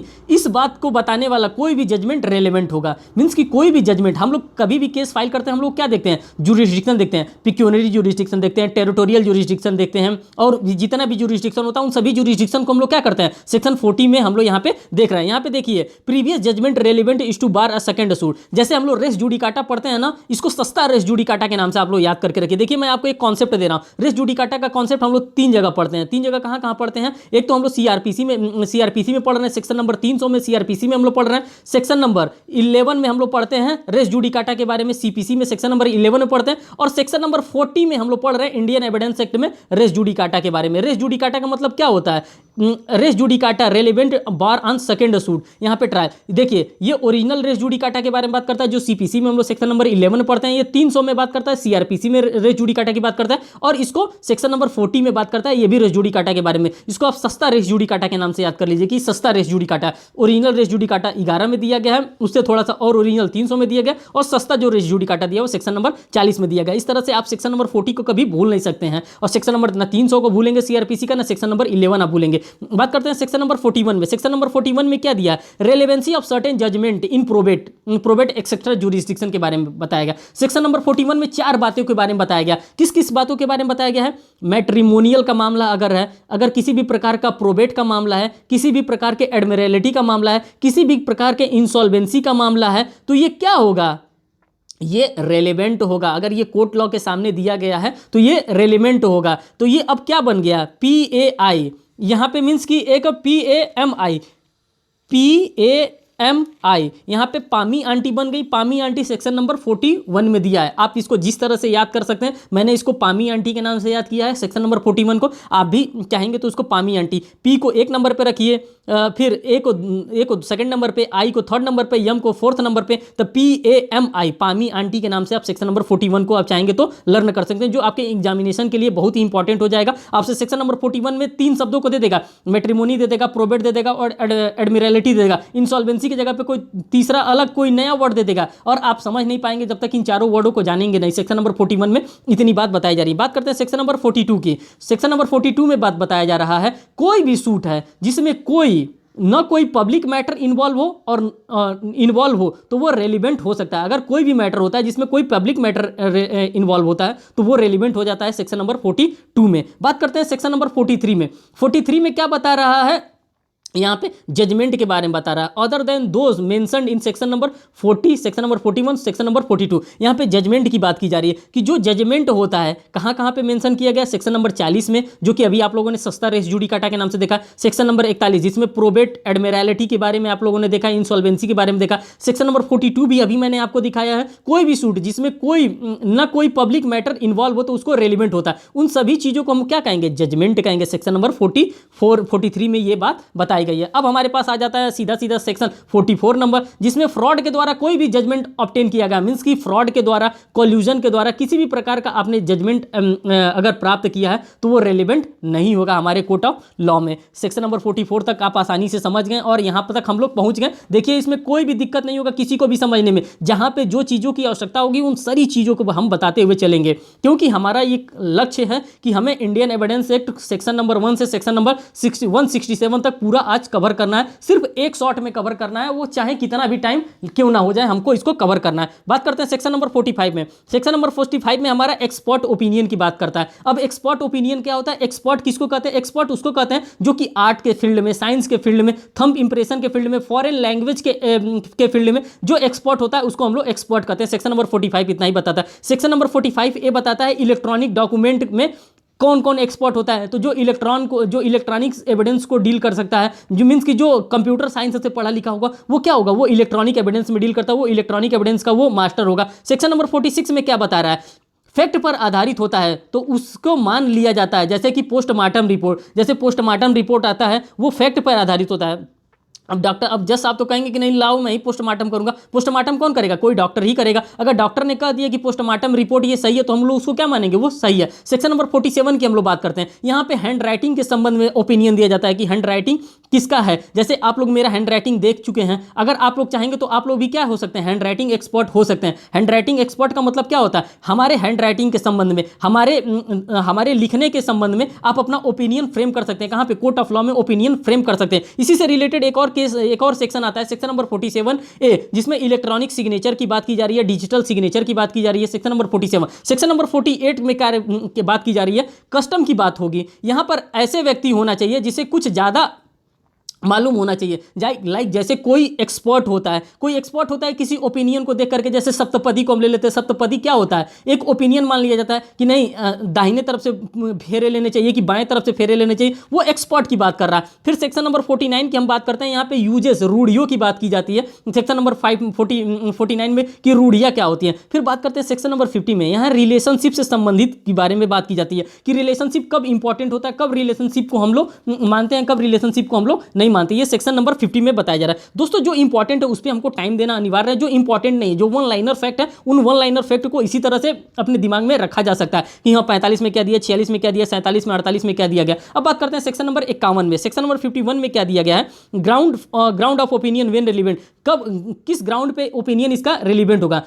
जिस ग्राउंड पर ओपिनियन फ्रेम की गई है वो ग्राउंड भी रेलिवेंट होगी। अगर किसी भी ग्राउंड पे ओपिनियन को फ्रेम किया गया तो वो ग्राउंड क्या होगा, रेलिवेंट होगा। बात करते हैं सेक्शन नंबर 52 में, यहाँ पे कैरेक्टर को नॉट रेलिवेंट बताया गया। सेक्शन नंबर 52 में यहाँ पे in civil case character prove conduct imputed irrelevant, यहाँ पे जो कैरेक्टर होता है, किसी भी व्यक्ति का कैरेक्टर होता है, चरित्र होता है, वो रेलिवेंट नहीं बताया गया है। ठीक, जब कैरेक्टर फैक्ट इन इशू में आ जाता है तो सेक्शन नंबर 55 को हम लोग यहां पर देखते हैं। सेक्शन नंबर 55 से हम लोग हेल्प लेते हैं, अभी इसके बारे में हम बताते हैं। बात करते हैं सेक्शन नंबर 53 में, in criminal cases previous good character relevant होता है। सेक्शन नंबर 53 में जो प्रीवियस गुड कैरेक्टर होता है हमारा रेलिवेंट होता है। इसलिए रेलिवेंट होता है कि क्योंकि ये बहुत सज्जन आदमी थे, इन्होंने कभी अपराध नहीं किया, इस प्रकार का कोई कृत्य नहीं किया जो कि इसके ऊपर क्या लग सकता है, इस प्रकार का लांछन लगाया जा सकता है। तो उनका जो प्रीवियस गुड कैरेक्टर होता है वो कोर्ट ऑफ लॉ में रेलिवेंट होता है। सेक्शन नंबर 53 ए यहाँ पे देखिए, प्रीवियस सेक्सुअल एक्सपीरियंस होता है वो अपने आप में रेलिवेंट नहीं होगा। यहाँ पे जो प्रीवियस सेक्सुअल एक्सपीरियंस होता है वो रेलिवेंट नहीं होता है सेक्शन नंबर 53 ए में। अब बात करते हैं सेक्शन नंबर 54 की। सेक्शन नंबर 54 में बता रहा है previous bad character not relevant, जो प्रीवियस बैड कैरेक्टर होता है वो रेलिवेंट नहीं होता है कोर्ट ऑफ लॉ में। सेक्शन नंबर 55 में बताया रहा है कैरेक्टर एज अफेक्टिंग डैमेजेस, जो भी कैरेक्टर होता है उसको डैमेजेस किया जाता है वो भी यहाँ पे रेलिवेंट नहीं होता है। अब हमारा जो इंपॉर्टेंट चैप्टर आ जा रहा है वो chapter number second, chapter number 3 आ जा रहा है और पार्ट सेकंड आ जा रहा है। यहाँ पे पार्ट सेकंड आ जा रहा है और चैप्टर नंबर हमारा 3 आ रहा है। और ये किस पे डिपेंड है, ये ऑन प्रूफ पे डिपेंड है। Fact which need not to be proved, वो फैक्ट जिसको हम लोग प्रूव्ड नहीं कर सकते हैं। सेक्शन नंबर 56 में बता रहा है fact judicially noticeable need not be prove, अगर भाई जुडिशियली ने उस पर नोटिसिएबल ले लिया है तो उसको हमको प्रूव करने की जरूरत नहीं है, यही बात कर रहा है। इसको एक्सप्लेन करने का काम कौन कर रहा है? सेक्शन नंबर 57, जो सेक्शन नंबर 56 को एक्सप्लेन करने का काम सेक्शन नंबर 57 कर रहा है। 57 कर रहा है, जो लिस्ट है जुडिशियली नोटिसिएबल है वो प्रूव कर सकता है। जैसे यहाँ पे when fact of which court must take judicial notice, किस किस फैक्ट का जुडिशियल नोटिस लिया जा सकता है। जैसे 57 में लिस्ट प्रोवाइड करता है, जैसे किसका कोर्ट जुडिशियल नोटिसिएबल कर सकता है, किसका जुडिशियबल नोटिस नहीं कर सकता है। तो ये 57 में लिस्ट के बारे में बताया गया कि कौन कौन से जुडिशियबल नोटिसिएबल के अंदर आते हैं, कौन कौन से जुडिशियल नोटिसिएबल के अंदर नहीं आते हैं। क्वेश्चन नंबर सेक्शन नंबर 58 में देखिए 58 में बताया जाता है एडमिटेड है, इसे साबित करने की कोई आवश्यकता नहीं है। जब कोई भी फैक्ट एडमिटेड हो जाती है तो उसको साबित करने की आवश्यकता नहीं होती है। चैप्टर नंबर 4 देखते हैं of oral evidences. Oral evidences के बारे में हम बात करते हैं। जो सेक्शन नंबर 59 है ओरल एविडेंस के बारे में बात करता है, एक्सप्लेनेशन देता है इसका 59। ये ओरल एविडेंसेस के बारे में 59 बात करता है। और जो इसका जो 60 देता है ओरल एविडेंस मस्ट भी डायरेक्ट होना चाहिए। जो भी ओरल एविडेंस हम लोग पेश करते हैं कोर्ट ऑफ लॉ में, चाहे कहीं भी पेश करते हैं, तो वो डायरेक्ट होना चाहिए। ऐसा नहीं कि वो कोलेजिव होना चाहिए, किसी भी प्रकार से घुला मिला होना चाहिए। जो भी डायरेक्ट हम लोग एविडेंस देते हैं वो ओरल एविडेंस मस्ट भी डायरेक्ट होना चाहिए। Direct oral evidence must have been accepted in the court of law. जो भी डायरेक्ट ओरल एविडेंस नहीं होते हैं उसे हियर से एविडेंस कहा जाता है। ये पॉइंट आपको लर्न करके रखना है कि जो ओरल एविडेंस डायरेक्ट नहीं होते हैं उसको हियर से एविडेंस के नाम से हम लोग जानते हैं। और ये भी हमको फैक्ट याद करके रखना है, हियर से evidence is not relevant in same circumstances he will be become irrelevant in the court of law। Here से एविडेंस को हम लोग कोर्ट ऑफ लॉ में इंपॉर्टेंट नहीं देते हैं। हियर से एविडेंस को कोर्ट ऑफ लॉ जल्दी मानती नहीं है। चैप्टर नंबर 5 को देखते हैं। चैप्टर नंबर 5 में ऑफ डॉक्यूमेंट्री एविडेंस। अब डॉक्यूमेंट्री एविडेंस किसको कहेंगे? डॉक्यूमेंट्री एविडेंस क्या होता है? Proof of content of documentary. Section 61 में बता रहा है कि हम लोग कोई भी चीज प्रूफ करेंगे वो किस चीज से प्रूफ करेंगे? डॉक्यूमेंट्री एविडेंस से प्रूफ करेंगे। हमारा सेक्शन नंबर 62 क्या कर रहा है? सेक्शन नंबर 62 कर रहा है हम कोई भी चीज़ प्रूफ करेंगे वो किससे करेंगे? प्राइमरी डॉक्यूमेंट से प्रूफ करेंगे। सेक्शन नंबर 62 कर रहा है हम लोग कोई भी चीज़ अगर प्रूफ करेंगे प्राइमरी डॉक्यूमेंट से। सेक्शन नंबर 63 कर रहा है हम लोग कोई भी चीज़ प्रूफ करेंगे प्राइमरी के जगह पे, अगर प्राइमरी नहीं मिल पा रहा है तो हम उसके जगह पे क्या देंगे? सेकेंडरी डॉक्यूमेंट देंगे। जिसको कि ओरिजिनल नहीं है उसके जैसा है उसको हम लोग क्या कहते हैं? सेकेंडरी डॉक्यूमेंट कहते हैं। सेक्शन नंबर 63 ये कर रहा है। बात करते हैं सेक्शन नंबर 64 की। सेक्शन नंबर 64 यह कहता है कि जो भी प्रूफ करना है उसे प्राइमरी एविडेंस मीन्स कि सेक्शन 62 के साथ ही प्रूफ करेंगे। सेक्शन नंबर 64 कह रहा है कि जिसको भी हम प्रूफ करना चाहते हैं उसको हम लोग प्राइमरी एविडेंस के तौर पर ही प्रूफ करेंगे। मीन्स कि सेक्शन नंबर 62 के आधार पर हम इसको प्रूफ कर सकते हैं। बात करते हैं सेक्शन नंबर 65 की। Cases in which secondary evidence relating to document में भी गिवन। कुछ मामलों में सेक्शन नंबर 65 कर रहा है कुछ मामलों में सेकेंडरी एविडेंस को भी एडमिट कर सकते हैं। सेकेंडरी एविडेंस का मामला कौन सा होता है? सेकेंडरी एविडेंस का मामला वो मामला होता है जैसे कोई भी डॉक्यूमेंट होता है नॉट मूवेबल, जैसे कि कोई भी ऐसा डॉक्यूमेंट होता है जो मूव नहीं कर सकता है। जैसे कि आपसे कहा जाए कि हिमालय की पहाड़ी पे कोई लेख लिख करके रखा है। अब क्या हिमालय की पहाड़ी को लाया जा सकता है? नहीं लाया जा सकता। तो उसका क्या किया जा सकता है? उसका फोटो खींच करके ला करके कोर्ट ऑफ लॉ में दिखाया जा सकता है। जैसे कि मध्य प्रदेश में इतनी मंदिरें बनी हैं, इतने वो बने हैं, ये मीन्स की मूर्तियाँ बनी हैं, स्पेक्टिकल्स बनी हैं, क्या उनको कहा जाएगा कि उनको वहाँ से उखाड़ के लाया जाए? अशोक का जो स्तंभ है, अशोक का स्तंभ कहा जाएगा उखाड़ के लाने के लिए? नहीं लाने के लिए कहा जाएगा। इसलिए नहीं लाने के लिए कहा जाएगा क्योंकि वो मूवेबल नहीं है। अगर उसको मूव कराया जाएगा तो वो अपने आप में क्या हो जाएगा? डिस्ट्रॉय हो जाएगा। और कोर्ट ऑफ लॉ का ये इंटेंशन नहीं होता है कि किसी भी जो धरोहर होता है, जो हमारा हिस्टोरिकल साइट्स होता है, उसको हम लोग लॉस्ट नहीं कर सकते हैं। इसलिए वहाँ पे क्या किया जाता है? वहाँ पे डॉक्यूमेंट्री एविडेंस लाया जा सकता है। डॉक्यूमेंट्री एविडेंस को लाया जा सकता है। या फिर वो कोई चीज़ जो है जो लॉस्ट हो गया है उसके तौर पर हम लोग क्या दे सकते हैं? हम लोग सेकेंडरी एविडेंस यहाँ पर पेश कर सकते हैं। ये सेक्शन नंबर 65 बताया। इसके सपोर्ट में दो सेक्शन और खड़े हो जाते हैं, सेक्शन नंबर 65A और section number 65B। Section number 65A में क्या बताया गया है? सेक्शन नंबर 65A ये कहता है कि जो भी हम एविडेंस देंगे वो इलेक्ट्रॉनिक फॉर्म में देंगे। जो भी हम एविडेंस दे रहे हैं सेक्शन नंबर 65 में वो इलेक्ट्रॉनिक फॉर्म में हम पेश कर रहे हैं। और सेक्शन नंबर 65B हमारा कह रहा है कि जो भी हम प्रूफ करेंगे वो इलेक्ट्रॉनिक फॉर्म में ही हम प्रूफ भी कर सकते हैं। 65A और 65B का इतना ही कहना है। जैसे कि 65 भी कहता है कि जैसे कि कोई भी सर्टिफिकेशन होता है वो जनरल डॉक्यूमेंट से ही साबित होगा, ये हमारा 65 बी का कहना है। अब बात करते हैं सेक्शन नंबर 66 की। जो सेक्शन नंबर 66 बात कर रहा है वो rule as to notice to produce की बात कर रहा है। मीन्स की नोटिस देना पड़ेगा, परंतु कुछ मामलों के अंदर जरूरी नहीं है कि हम नोटिस भी देंगे, ये हमारा सेक्शन नंबर 66 कह रहा था। अब सेक्शन नंबर 67 की बात करते हैं।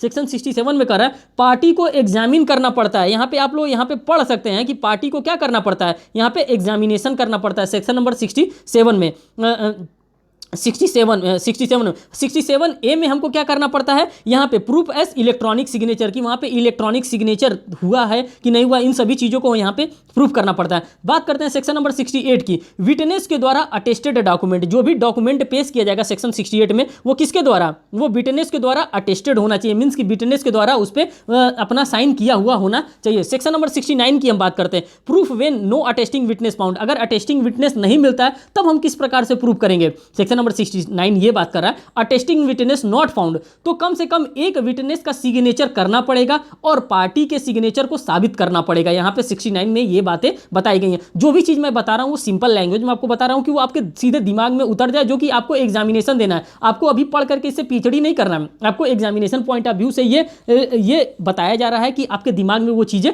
बैठी रही। जैसे ये क्वेश्चन आता है आपके एग्जामिनेशन में, ये आपको नंबर दे के जाएगा, आपका नंबर लेके नहीं जाएगा। इस बात की तो मैं गारंटी दे रहा हूँ, अगर इस तरह से पढ़ाए हुए मार्गदर्शन पे आप चल रहे हैं तो। सेक्शन नंबर 70 देखना है। सेक्शन नंबर 70 में क्या कर रहा है, admission of execution by party to attested document. यहाँ पे कनेक्टेड है, किससे कनेक्टेड है, सेक्शन नंबर 21 से कनेक्टेड है, जो कि इंडियन एविडेंस एक्ट का सेक्शन नंबर 21 से कनेक्टेड है। पार्टी एडमिशन का एविडेंसरी वैल्यू वही होगा, जो पार्टी अगर किसी भी डॉक्यूमेंट को एडमिट कर रही थी वहाँ पे सेक्शन नंबर 21 में आप लोगों ने देखा था, तो वही उसी तरह से ठीक यहाँ पे भी उसको क्या करेगी, एडमिट करेगी। बात करते हैं सेक्शन नंबर 71 की।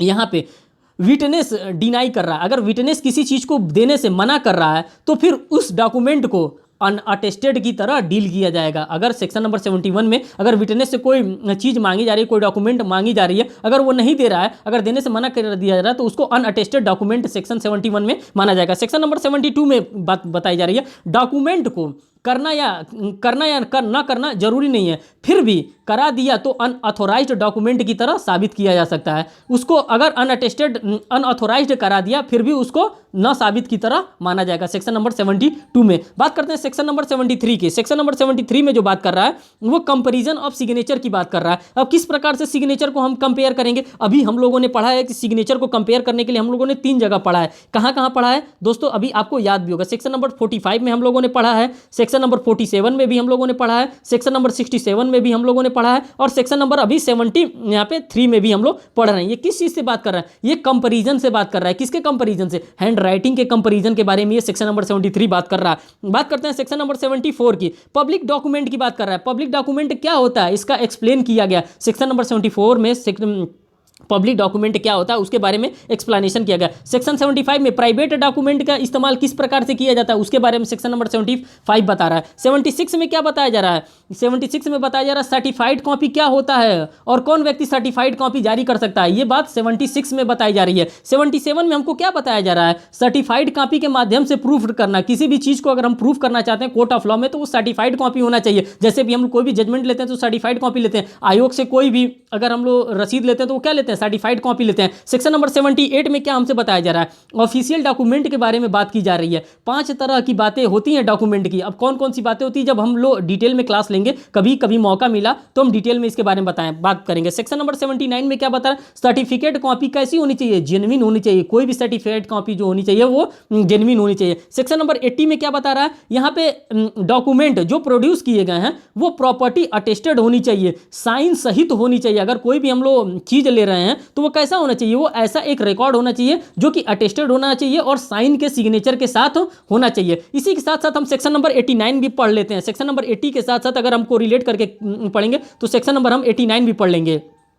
सेक्शन नंबर 89 में क्या बात बताई गई है, वो डॉक्यूमेंट जो कोर्ट के सामने नहीं प्रोड्यूस किए गए हैं वो सेक्शन नंबर 89 में बात की गई है। सेक्शन नंबर 89 ये बात करता है। सेक्शन नंबर अब 81 में हम बात करते हैं। सेक्शन नंबर 80 में हम बात करते हैं तो यहाँ पे 80 में गजेट की बात कर 81 में हम बात करते हैं तो यहाँ पे गजेटेड ऑफिसर जो अपने आप में जेन्युइन नहीं होती है उसके बारे में बात की जा रही है। जो मीन्स की जो गजेटेड ऑफिशियल होती है जो अपने आप में जेन्युइन नहीं होती, मतलब सही नहीं होती है, उसके बारे में बात कर रहा है। और सेक्शन नंबर 81A में हम इलेक्ट्रॉनिक्स गजेट की बात करते हैं। Electronic gadget is also genuine होता है, जो इलेक्ट्रॉनिक गजेट होता है वो भी जेन्युइन होता है। सेक्शन नंबर 82 की बात करते हैं।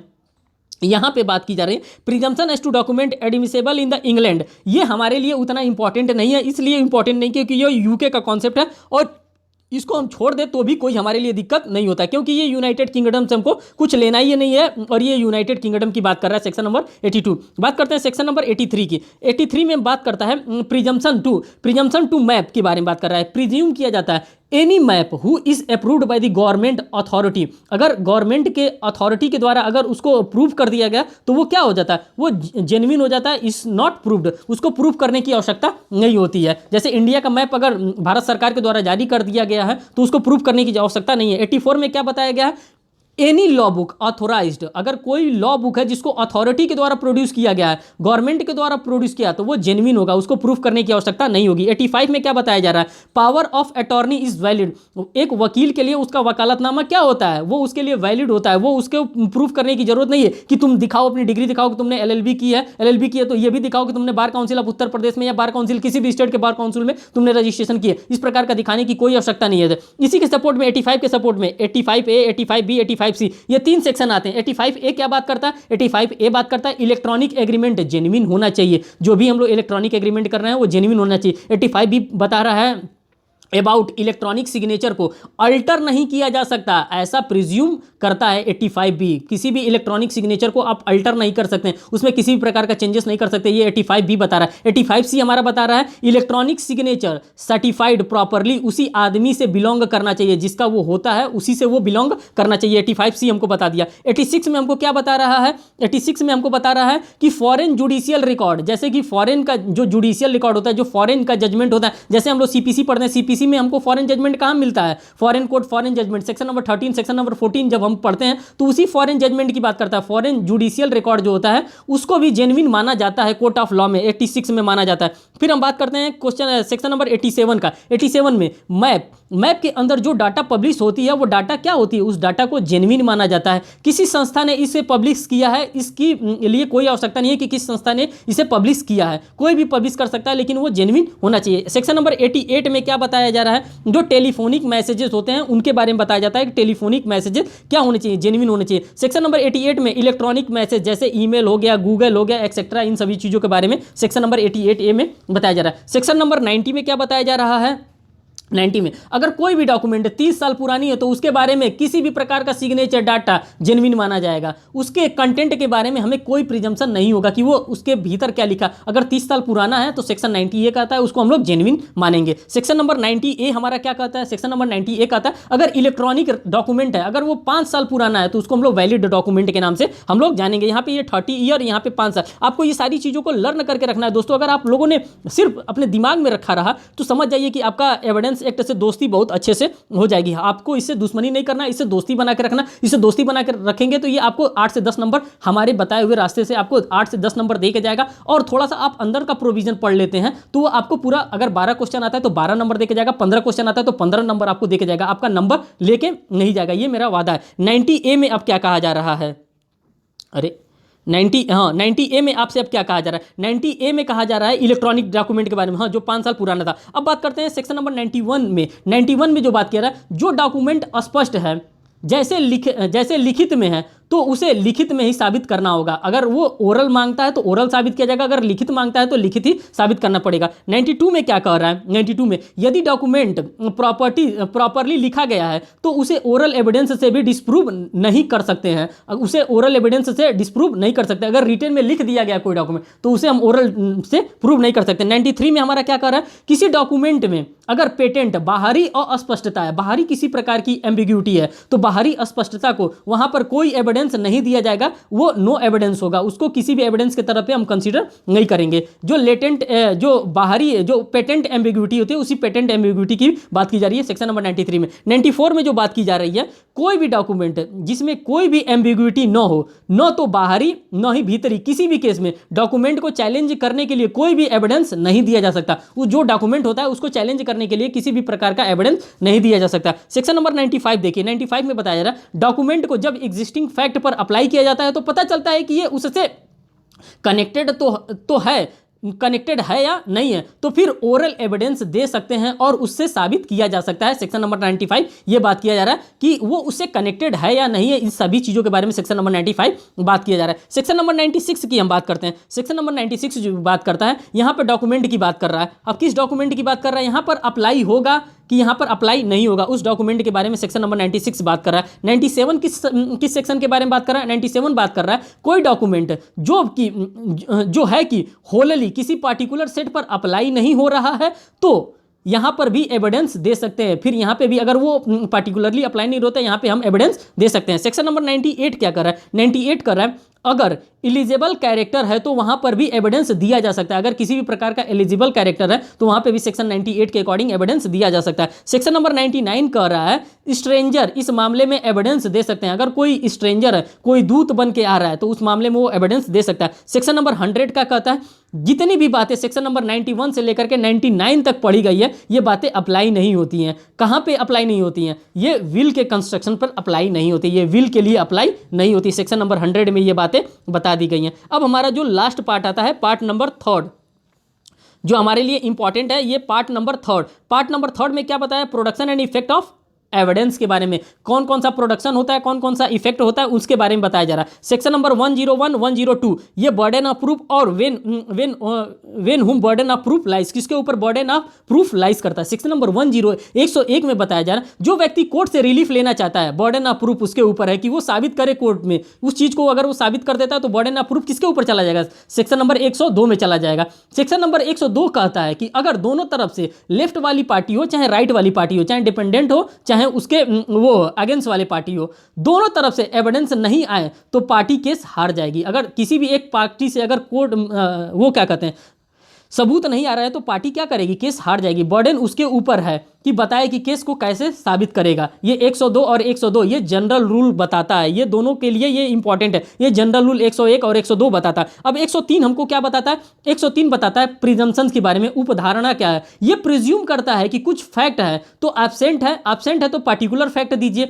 अगर वो भी एब्सेंट है तो उसको साबित करना पड़ेगा कि किस प्रकार से वो एब्सेंट हो गया है। प्रिजम्पशन है तो पार्टिकुलर फैक्ट एग्जिस्ट करता है या नहीं। अगर किसी भी प्रकार का प्रिजम्पशन एब्सेंस है तो उस फैक्ट के बारे में भी हमको सेक्शन नंबर 103 में हमको बताना पड़ेगा। सेक्शन नंबर 104 क्या कहता है, एडमिसेबल करना चाहते हो तो उसको लिए जो फैक्ट चाहिए उसको आपको साबित करना पड़ेगा। 104 इतनी ही बात कर रहा है। अगर आप चाहते हैं कि इस चीज को हम एडमिसेबल करें कोर्ट ऑफ लॉ में तो उस चीज को आपको साबित करना पड़ेगा। 105 कहता है आपका जो केस है आईपीसी के सेक्शन नंबर 76 से लेकर के 106 में मींस की जनरल एक्सेप्शन में या स्पेशल एक्सेप्शन के ऊपर अगर फॉल कर रहा है तो आपको वो बातें बतानी पड़ेगी कि किस प्रकार से आपका ये general exception of Indian penal code में फॉल कर रहा है, ये 105 में बतानी पड़ेगी। अब बात करते हैं सेक्शन नंबर 106 में। 106 में बता रहा है एनीथिंग इन स्पेशल नॉलेज, अगर किसी चीज को लेकर के स्पेशल नॉलेज है उसके बारे में 106 में बताना पड़ेगा। 107 में प्रिजम्पशन ऑफ लाइफ के बारे में बताया जा रहा है कि प्रिजम्पशन ऑफ लाइफ क्या होता है, कितने साल का प्रिजम्पशन ऑफ लाइफ होता है। सिर्फ सेक्शन नंबर 8 बताता है presumption of death. Presumption of death क्या होता है, यहाँ पे लाइफ की प्रिजम्पशन क्या दिया है, 30 ईयर दिया है। यहाँ पे लाइफ का प्रिजम्पशन क्या दिया है, सेक्शन 108 में यहाँ पे 7 साल का लाइफ का प्रिजम्पशन दिया।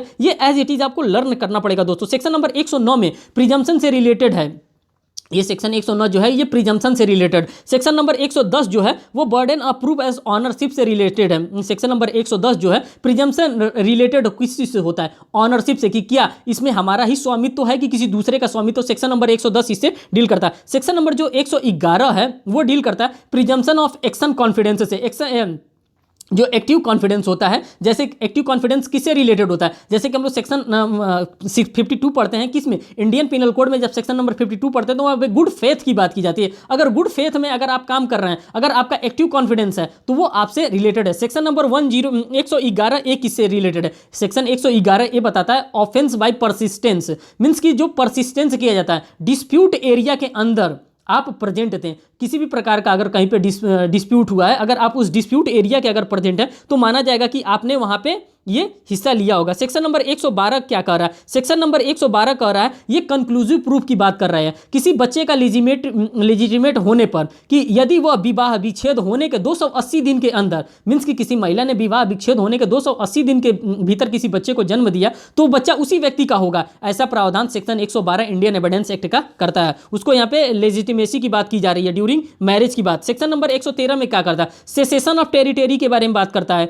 कि जो टेरिटरी होती है उसको सेसेशन कर दिया जाता है। यदि ऑफिशियल गजेट से किसी टेरिटरी को खत्म कर दिया गया है तो वो उसे भी अपने आप में कंक्लूसिव प्रूफ माना जाएगा। जब मैंने कंक्लूसिव प्रूफ बताया था तो ये सारी बातें आपको बताई थी, कंक्लूसिव प्रूफ क्या होता है, सेल्फ प्रिज्यूम क्या होता है, मे प्रिज्यूम क्या होता है, इन सभी चीज़ों के बारे में मैंने बताया था। अब 113 ए आ जाता है हमारे पास जो कि इंपॉर्टेंट फैक्टर होता है, एबेटमेंट ऑफ सुसाइड का प्रिजम्पशन से ये रिलेटेड है। एबेटमेंट ऑफ सुसाइड क्या होता है, जब आप देखेंगे abetment section number 107 of Indian penal code, वहां पे एबेटमेंट के बारे में बताया जा रहा है। अब एबेटमेंट ऑफ सुसाइड के बारे में जो कि सेक्शन नंबर 306 में एबेटमेंट ऑफ सुसाइड के बारे में बताया गया है। अब यहाँ पे ये बताया जा रहा है कि विवाह के 7 साल के अंदर यह पाया जाता है कि कहीं क्रूएल्टी हुई है और वहाँ पे एबेटमेंट ऑफ सुसाइड 306 में प्रिजम्पशन माना जाएगा। ये बात मानी जाती है कि अगर कहीं भी किसी भी महिला की डेथ हुई है 7 साल के अंदर तो यहाँ पे क्या हुआ, यहाँ एबेटमेंट ऑफ सुसाइड किया गया। इसी को हम रिलेट करके पढ़ सकते हैं आईपीसी के सेक्शन 304B में, वहाँ पे भी क्या कहते हैं क्रूएल्टी से ही रिलेटेड मामले को बताया जाता है, वहाँ पे भी सुसाइड से ही रिलेटेड बताया जाता है। अब बात करते हैं सेक्शन नंबर 114 की। सेक्शन नंबर 114 में स्टोलन गुड्स के बारे में बताया जाता है,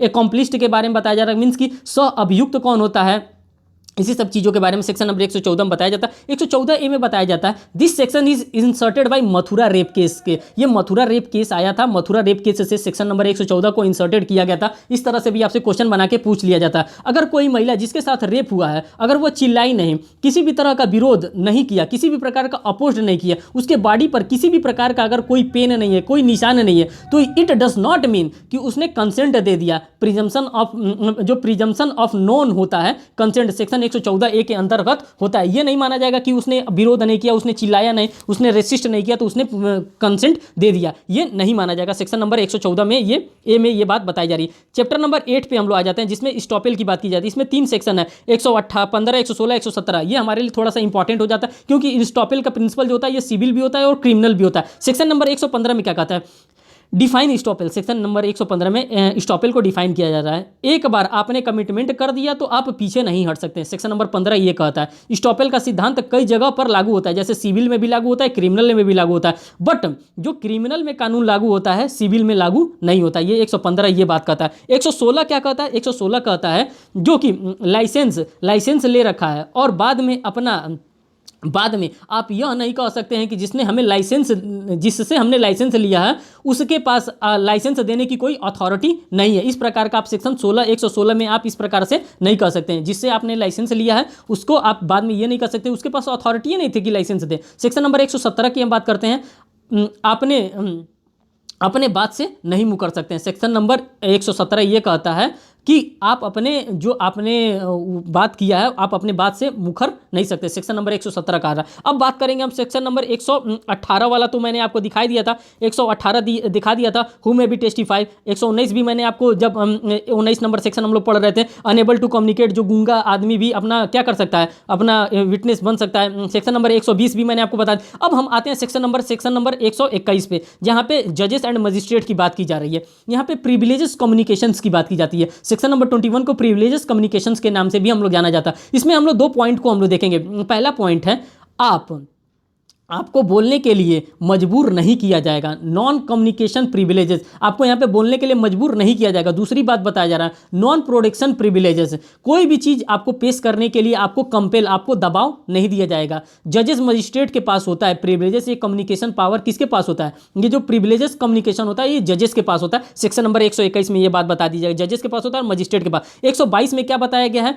कम्युनिकेशन ड्यूरिंग मैरिजेस, इसको भी कंपेल नहीं किया जा सकता है। नॉर कंपेल नाइदर परमिटेड, इस प्रकार की बातें सेक्शन नंबर 122 में बताई दी जा रही है कि अगर कम्युनिकेशन ड्यूरिंग मैरिज, अगर हस्बैंड वाइफ अपने शादी के बाद जो भी बात किए गए उनसे ये नहीं कहा जाएगा कि नहीं तुमसे हस्बैंड क्या कहता था, तुमसे वाइफ क्या कहती थी, इन बातों को तुम बताओ, ये बताने के लिए आप बात देना। ये 122 में। 123 में क्या कहा जा रहा है? स्टेट अफेयर्स की बात की जा रही है। राज्य कार्यों में कोई भी अनपब्लिश्ड डॉक्यूमेंट है तो उसे पेश नहीं किया जा सकता है। सेक्शन नंबर 123 ये बता रहा है। सेक्शन नंबर 124 क्या बता रहा है? एनी ऑफिशियल कम्युनिकेशन को प्रोटेक्ट किया गया है, किसी भी प्रकार के ऑफिशियल कम्युनिकेशन को प्रोटेक्ट किया गया 124 में। 125 में बताया जा रहा है सोर्सेस ऑफ इंफॉर्मेशन, कि क्या सोर्स ऑफ इंफॉर्मेशन रहा, अगर जरूरी नहीं है तो नहीं दिया जा सकता। सेक्शन नंबर 126 में बताया जा रहा है प्रोफेशनल कम्युनिकेशन डिस्क्लोज नहीं किया जा सकता 126 में। 127 में क्या बताया जा रहा है? इंटरप्रेटर पर भी लागू होगा, उसे क्लर्क पर भी लागू होगा। जो इंटरप्रेटर होगा, जो उसका क्लर्क होगा, सेक्शन नंबर 127 उसके ऊपर भी लागू होगा। सेक्शन नंबर 128 क्या बता रहा है? बता रहा है क्लाइंट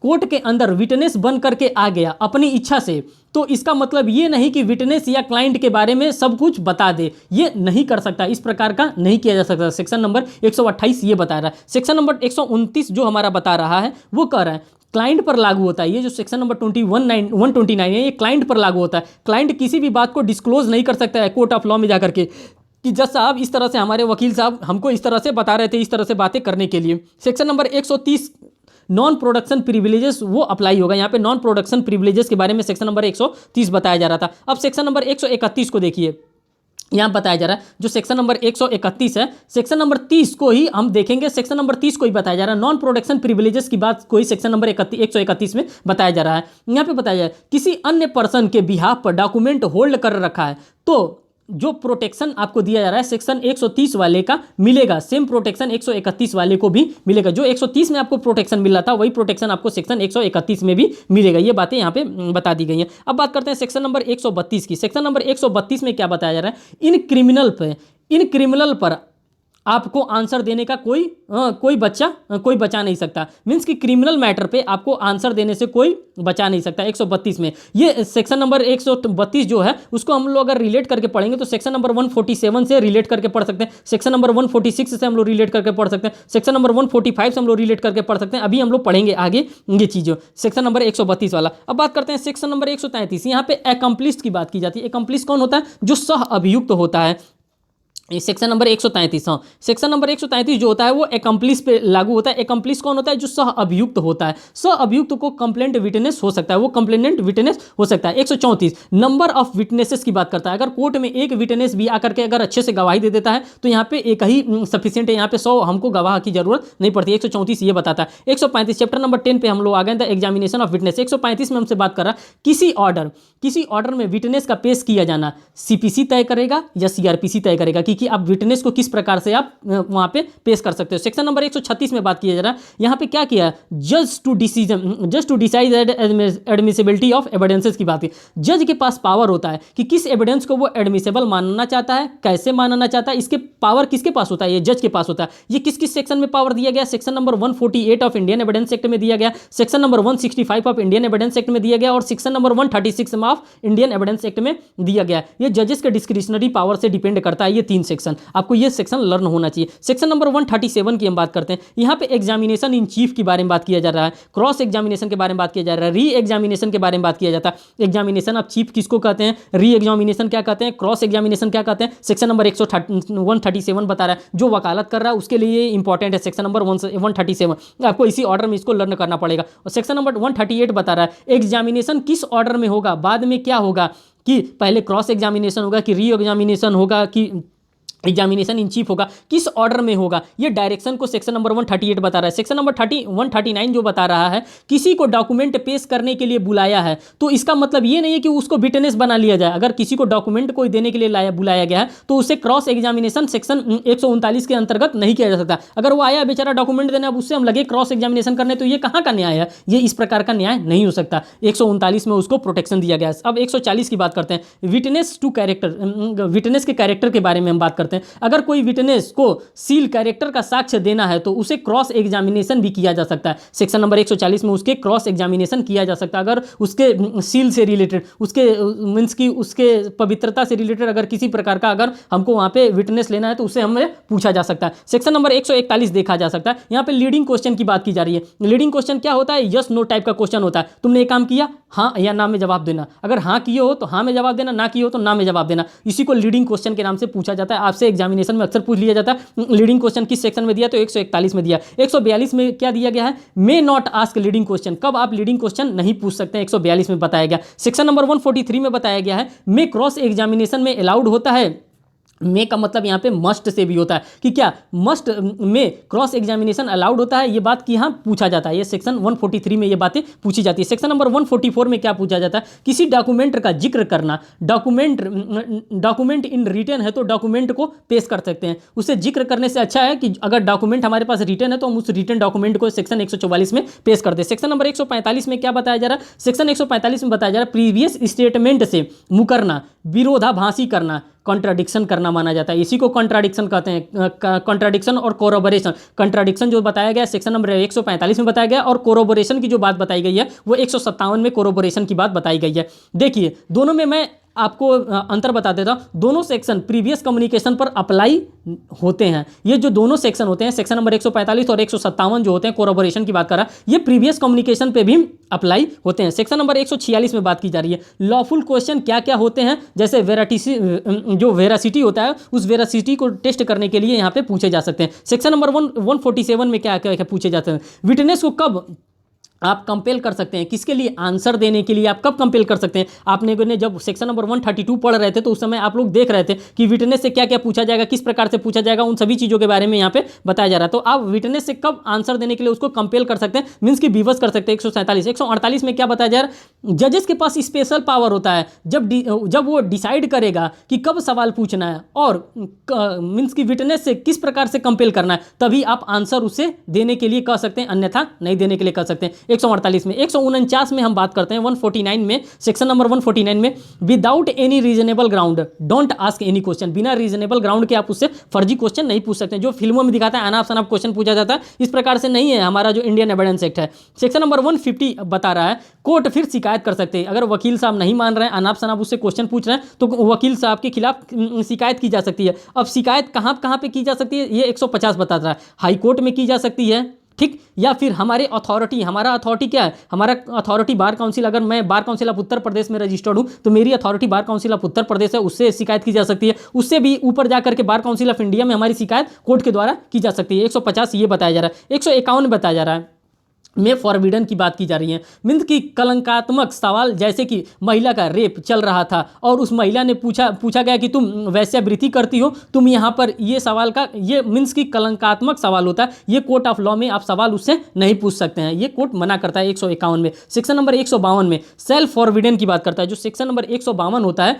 वो सेल्फ फॉरबिडन की बात करता है, मना करने का ही करेगा। जैसे कि किसी प्रकार का आप उससे क्वेश्चन पूछ रहे हैं जिससे कि वो इंसल्ट हो रहा है, जिससे कि वो क्षुब्ध हो रहा है, तो इस प्रकार का क्वेश्चन आप सेक्शन नंबर 152 में नहीं पूछ सकते। सेक्शन नंबर 153 में यहां पर गवाह ने, विटनेस ने कोई किसी भी तरह का कॉन्ट्राडिक्शन कर रहा है तो यहाँ पे एविडेंस नहीं पेश कर सकेगा। अगर किसी भी प्रकार का कॉन्ट्राडिक्शन पेश कर रहा है, उसने सेक्शन नंबर 28 में, इंडियन एविडेंस एक्ट के सेक्शन नंबर 28 में अलग बात कही, यहाँ पे आकर कुछ अलग बात कर रहा है, तो इस प्रकार का आप नहीं कर सकते। जैसे प्रीवियस कन्विक्शन, और अगर कह रहा है कि हमने पहले कन्विक्शन नहीं किया गया है तो फिर हम सबूत पेश कर सकते हैं। इस प्रकार का हम सबूत सेक्शन नंबर 153 में पेश कर सकते हैं। सेक्शन नंबर 154 में हॉस्टाइल विटनेस की बात कर सकता है।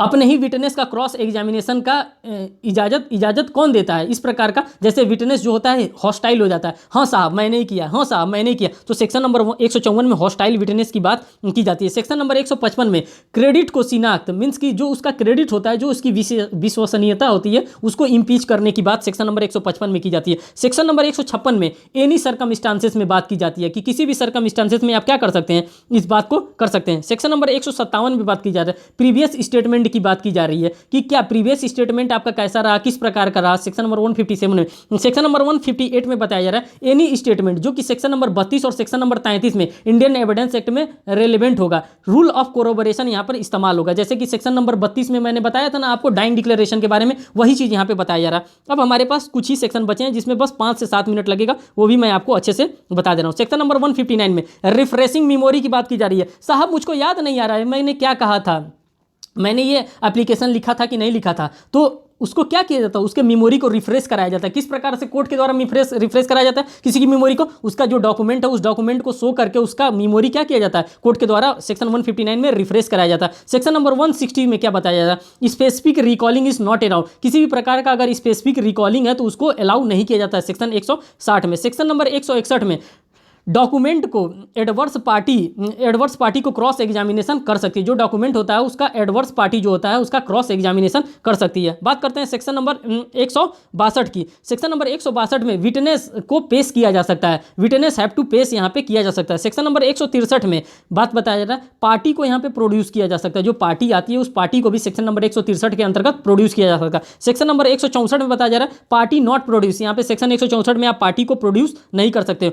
सेक्शन नंबर 165 में आपको बताया जा रहा है जजेस के पास डिस्क्रिशनरी पावर होती है एनी क्वेश्चन आस्क करने का, किसी भी प्रकार का जज यहां पे क्वेश्चन पूछ सकता है, कोई भी क्वेश्चन यहां पे 165 के अंतर्गत पूछ सकता है। 166 में क्या बताया गया, जूरी और एसेसर के बारे में बताया जा रहा है। जो जूरी और एसेसर का मामला था वो के एम नानावती के केस के वजह से हटा दिया गया, उसके बाद से जूरी का ट्रायल हमारे इंडिया में नहीं होता, मीन्स जूरी अपना डिसीजन नहीं देती है। सेक्शन नंबर 167 जो इस सेक्शन का जो इस एक्ट का लास्ट सेक्शन है, इम्प्रॉपर डॉक्यूमेंट की बात की जा रही है। इम्प्रॉपर डॉक्यूमेंट को या तो कोर्ट एडमिट कर सकती है या फिर उसको रिजेक्ट कर सकती है। दोस्तों ये रहा आज का पूरा सफर जो कि मैंने आप लोगों के सामने लेकर के आया है। इसका बेयर एक्ट भी आप चाहेंगे तो देख सकते हैं, वो पूरे बेयर एक्ट से ही मैंने इसको कवर किया। इसका बेयर एक्ट का PDF अगर आपको चाहिए तो आप हमारे उससे टेलीग्राम लिंक से जुड़ करके आप ले सकते हैं। जो भी चीज़ें मैंने बताया इसी बेयर एक्ट से बताया, बेयर एक्ट से एक अक्षर मैंने बाहर नहीं बताया है। तो दोस्तों ये रहा आज का हमारा जितना इंडियन एविडेंस एक्ट का सफर था उतना मैंने सफर तय किया। अगर आपको ये अच्छा लगता है तो बहुत अच्छी बात है, इसको अन्य लोगों तक शेयर करिएगा जिससे और भी ज़्यादा से ज़्यादा लोग इसका